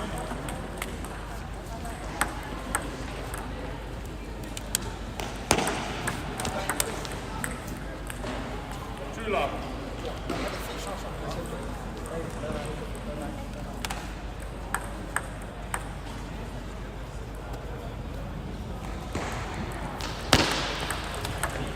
Three love.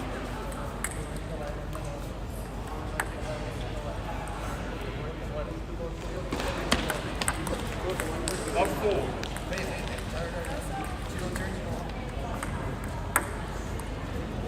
Match चल रहा है तो मैं on नहीं कर पा रहा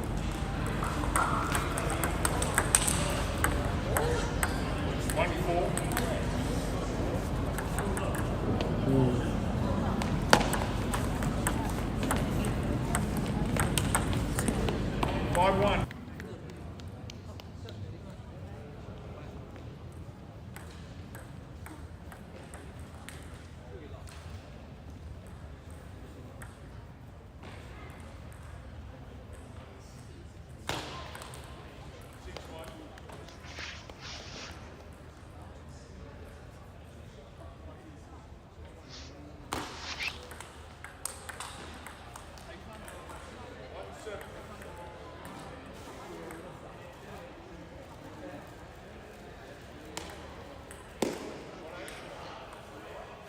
Alex got a very nice lead in this second set.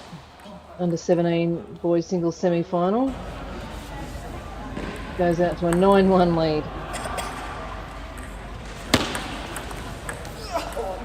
9-2. Good dig return by Richard.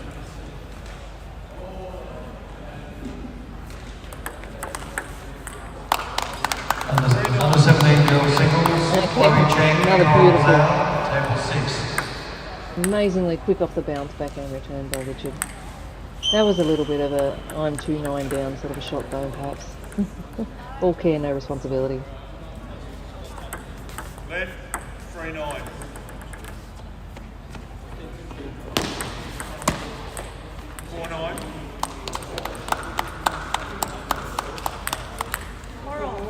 Under 17 girls singles semi-final. Githrety, Amy John. Table 1. Still important to have got those few points, I think. And maybe even a few more if you could. Game Alex, 11-4. Alex leads 2 games to love. Alex taking that 11 points to 4. Yeah, I think if you can, even when you're down so far,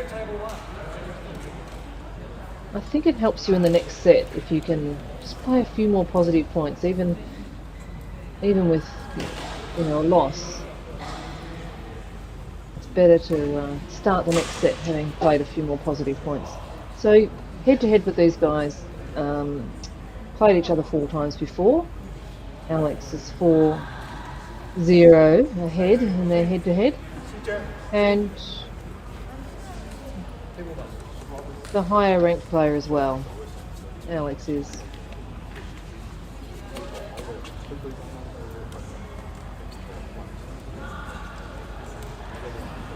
Very impressed with Alex's footwork and movement in that set. Love all.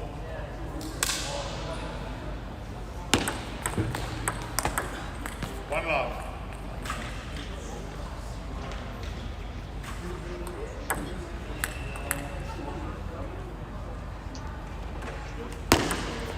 One all.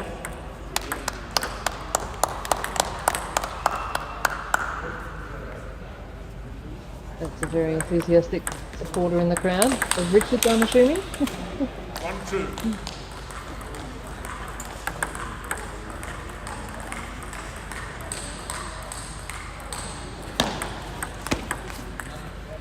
Oh wow. Wrong foots Richard with a beautiful down the line. Just opens his, holds his wrist back, opens it up, loops down the line for a winner. Well done, Alex. 3-2.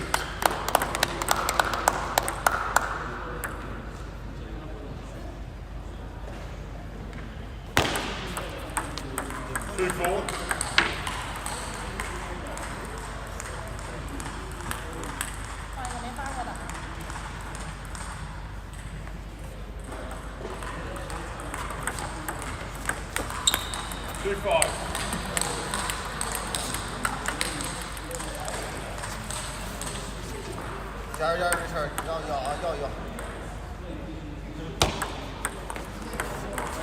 6-2. Nice little look away shot there from Alex. Lucky though. 6-3. Come on, Richard, come on. Richard's bench trying to jam on. 4-6. A little bit of loose play by Alex in these last few points.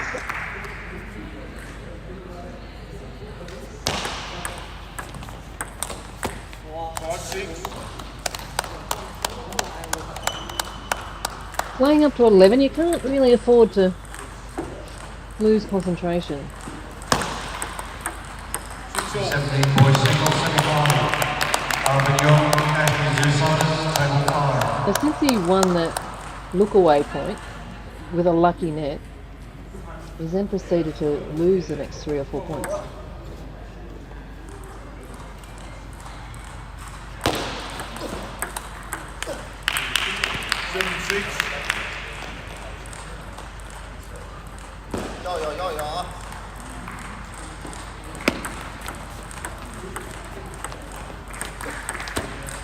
7-all.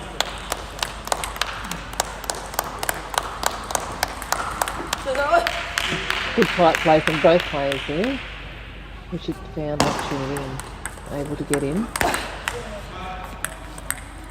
7-8. Alex made his opportunity there. That was so low.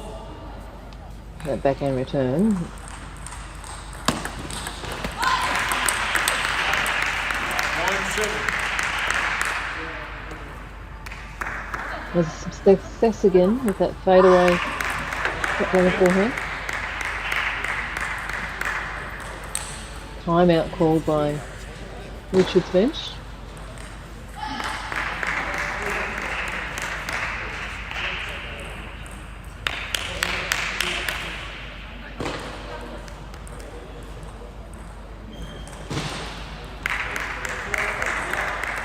Alex does have a handy 2-point lead, deep in this third set. Richard needs to find a way to claw his way back. Time. 9-7. Body language looking a little not too confident.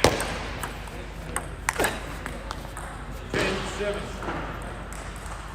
Tried to return tight, but Richard's shot was just too high. An easy put away for Alex. 3 match points. 8-10. Quick. Richard has done well on those last serves. Okay, being able to send them back with interest. Game, match. Alex, 3 games to love. And in the end, Alex just a little too strong. Too many weapons on both the backhand and the forehand side.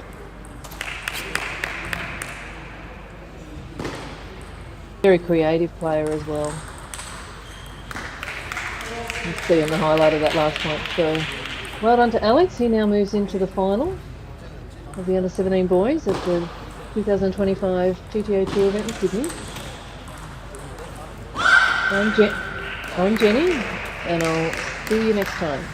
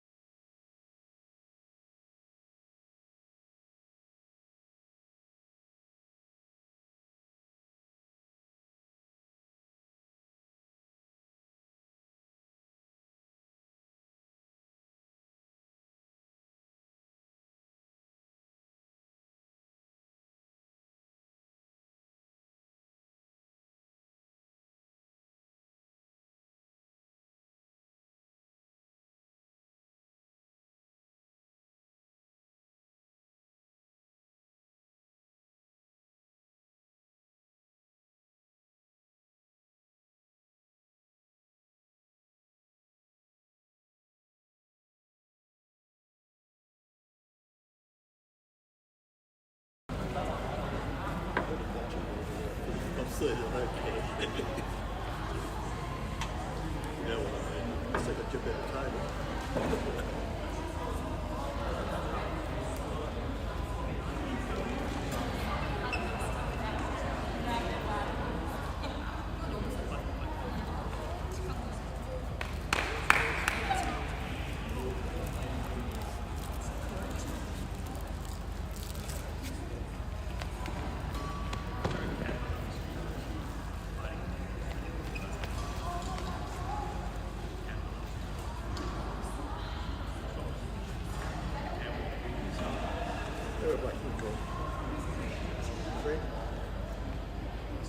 So, happy that in?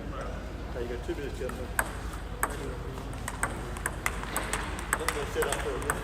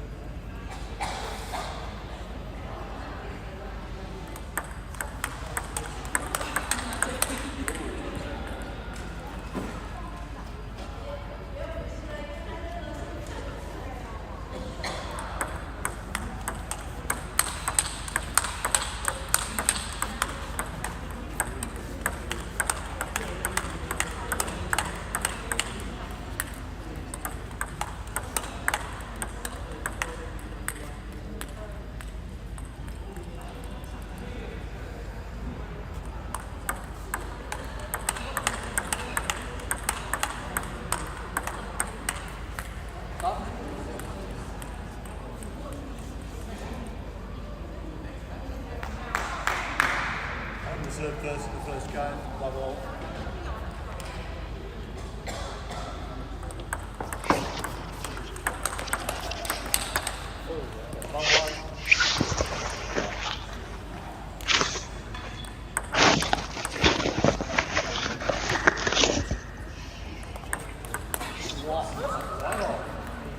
If you've just joined, we've just started the first set of the final of the under 17 boys singles.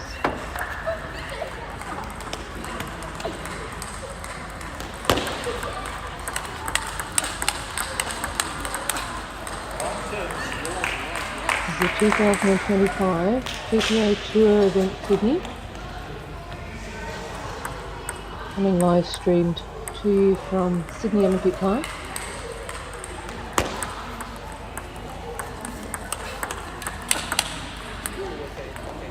My name is Jenny and I've been enjoying the matches this afternoon.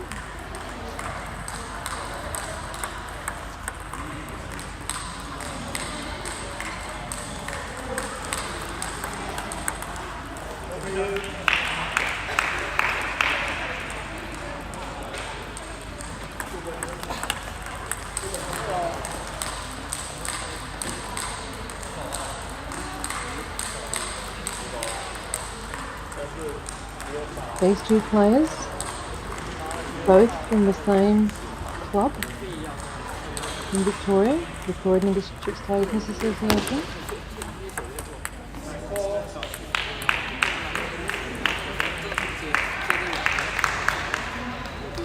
So they will know each other's games well.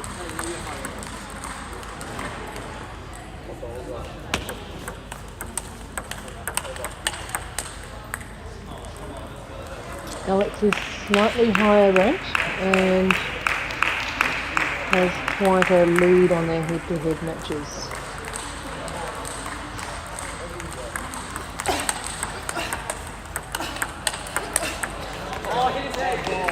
But Alex has won 15 out of their 18 encounters. So Arvin will be looking to try and address that in this match.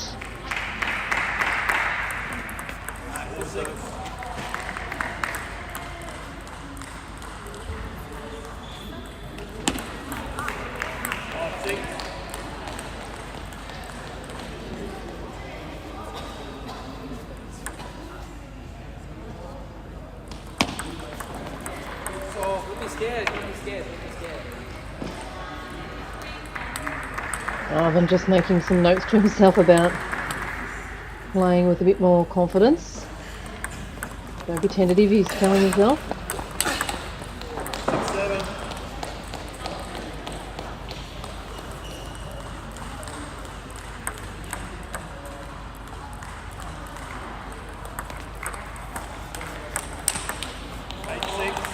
And there's that signature beautiful cross-court forehand winner from Alex. Gives him a 2 points lead in the back half of this first set with the serve at 8-6.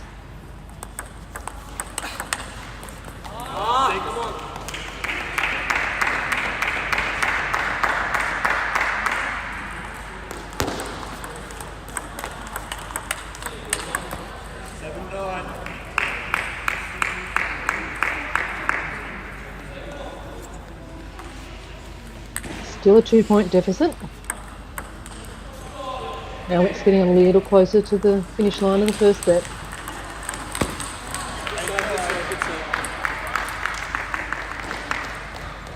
That serve stayed really, really low. Well played by Arvin.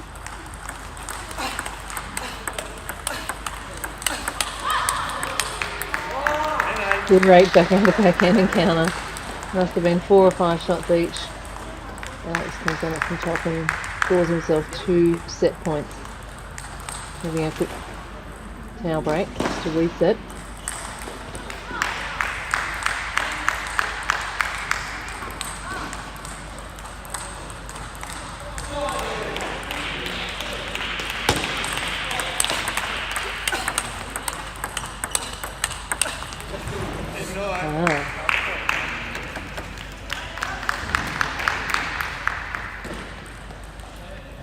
Nice encounter there. Fast exchanges on the back end. It bounced on like some rubber or something.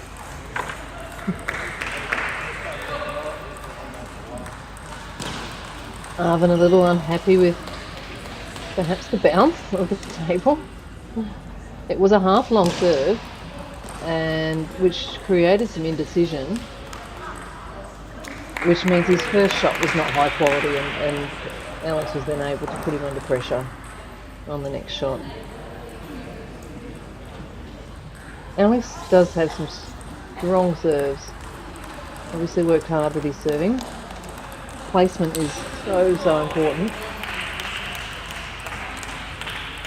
Not just about being able to create the spin, it's about creating uncertainty in your opponent, keeping them out, or if they do attack, that they can't attack strongly.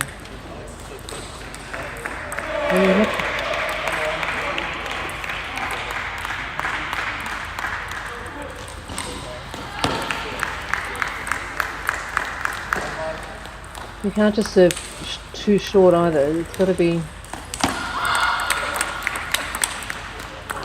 the right depth in your serve is so important. Too short and the person can flick it.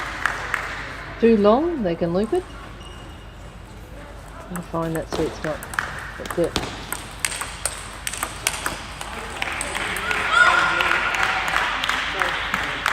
Nice forehand counter hitting from Marvin there.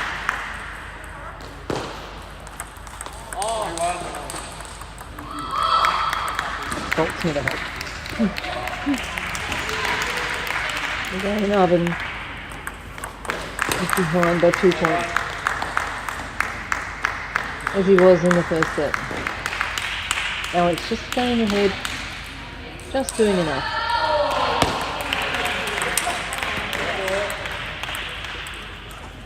See, those serves are coming long. Arvin a little tentative. He did win that point, but perhaps he could be a little bit more positive on those returns. As Alex does this one. Or tell the ball what to do.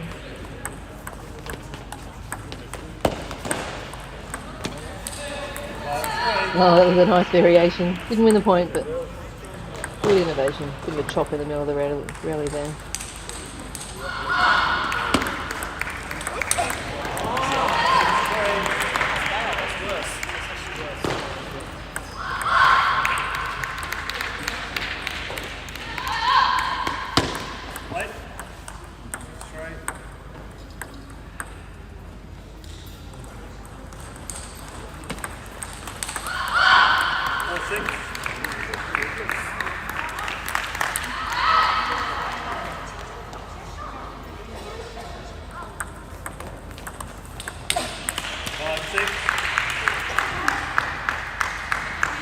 Marvin's hanging on.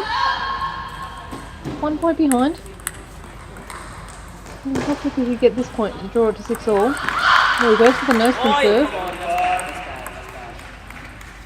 Then doesn't quite adjust the ball that came back. There was an opportunity there for him to draw level.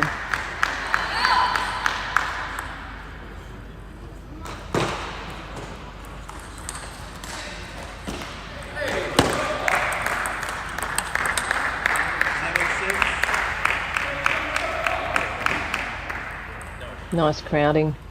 Nice placement by Arvin.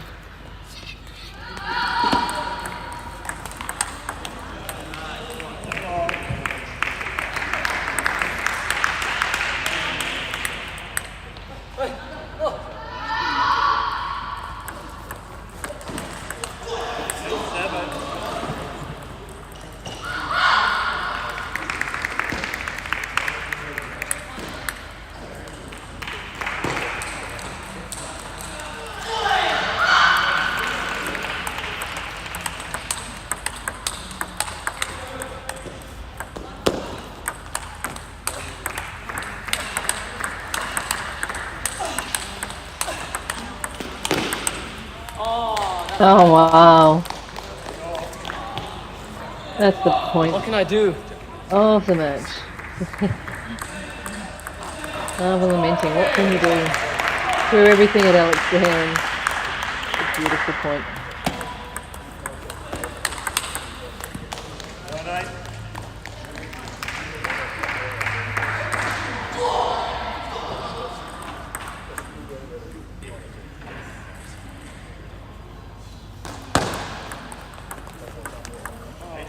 Ah, beautiful. Took him unawares, dropped it back short again. Actually a double bounce before Arvin even got his back to it. Good change up. Alex. He's a very creative player, Alex. Sometimes it doesn't quite come off there. It's good.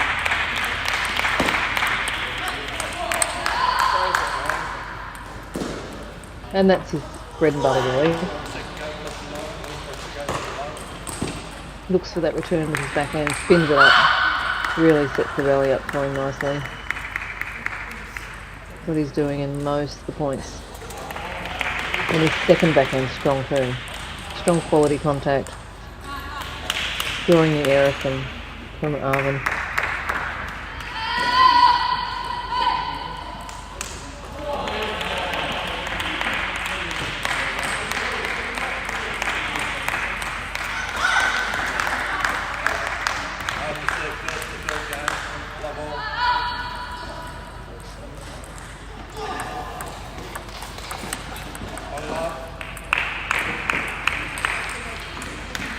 Into the third set of this under-17 boys final between Alex Wang, Arvin Jung, both from Victoria, both from the same club out at Croydon.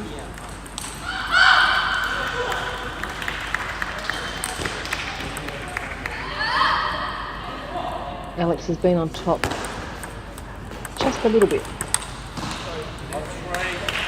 Maybe Arvin can turn it around in this third set. He certainly started well.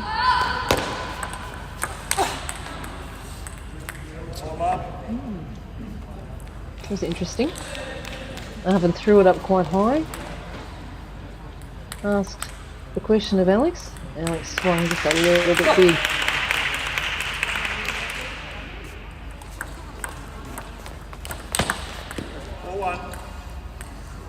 Yes, that was lucky, but the finishing by Alex with that backhand, amazing.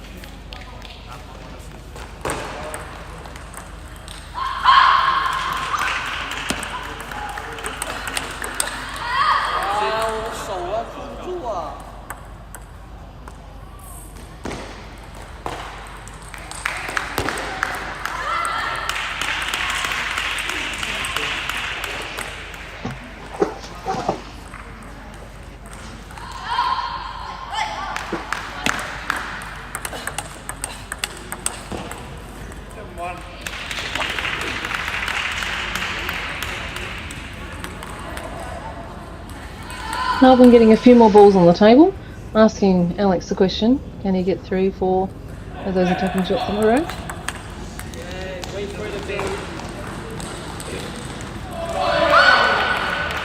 Alex slowed that one down, got a little bit more topspin, a little bit more of a loopier pattern, shape on the ball.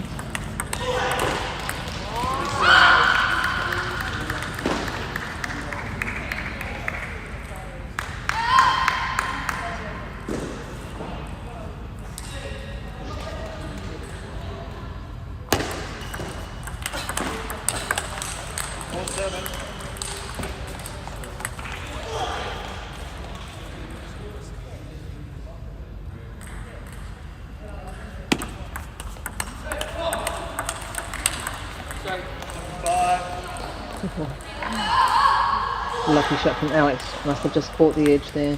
A lot of backhand to backhand exchanges between these two.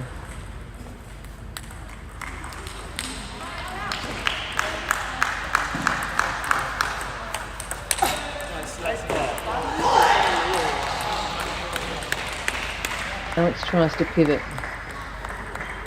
He doesn't quite make it. Good placement by Alvin at Alex's body.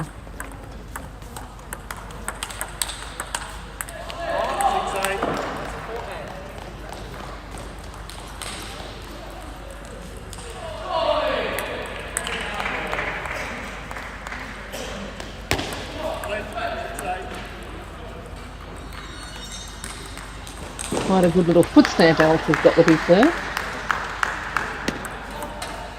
Not so much on that one.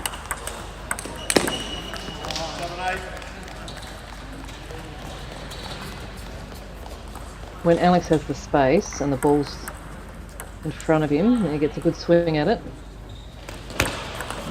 Alex do not come back. And strong effort by Alex to come back. I think it might have been down 1-7. It was drawn back at 8-all.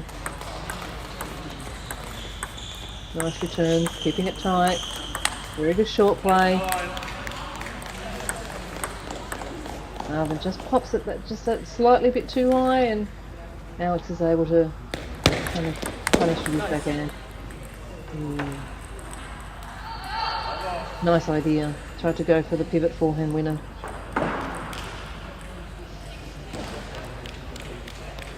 Worth a try, I reckon. Scores 9-all. Arvin hanging in there. Alex wanting to try and get over the line. Finish this match. Oh, tries it again.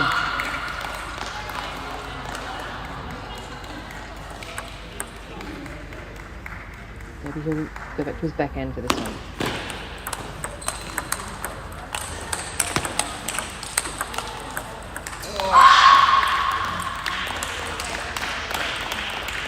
Alex plays very nicely, about a metre or so back from the table, where he's got a little bit of space to really swing that stroke through.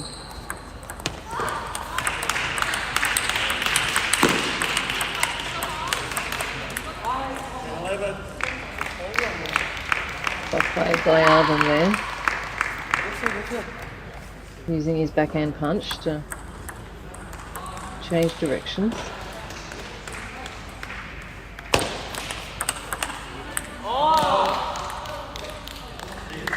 Again with the backhand to backhand. Just long from Alex. Sorry, from Arvin. It's 11-all.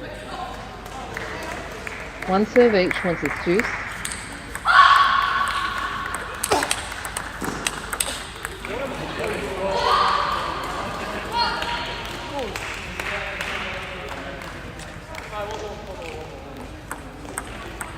Set point for Arvin.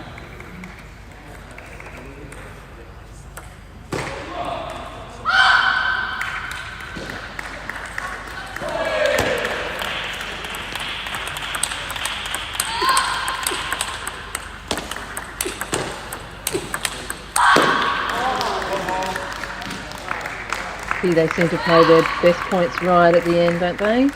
They had a very similar rally towards the end of the previous set. That was amazing play. Remember Arvin asking himself, what else does he have to do? He's like asking himself that was fantastic.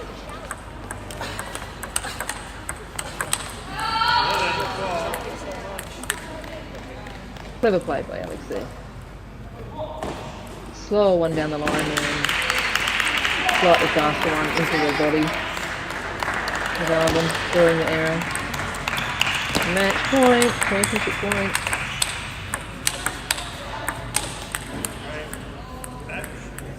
And we have a winner. Alex Wang has won the under 17 boys final against his fellow club person, Arvin Young.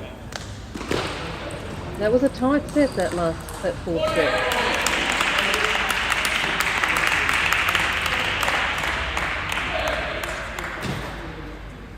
At the end of the day, Alex just had a few more weapons and a little bit stronger spin, perhaps, on the ball. Great match though. Alex wins it 3 sets to love, 11-9, 11-9, 14-12, nothing in it.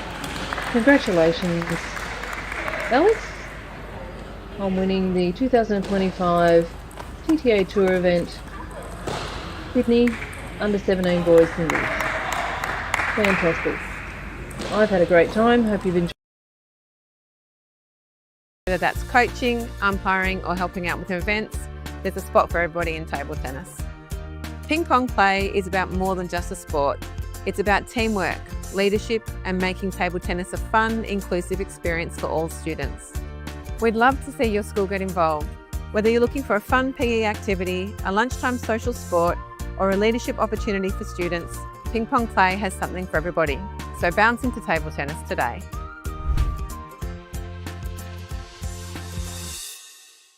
Hi everyone.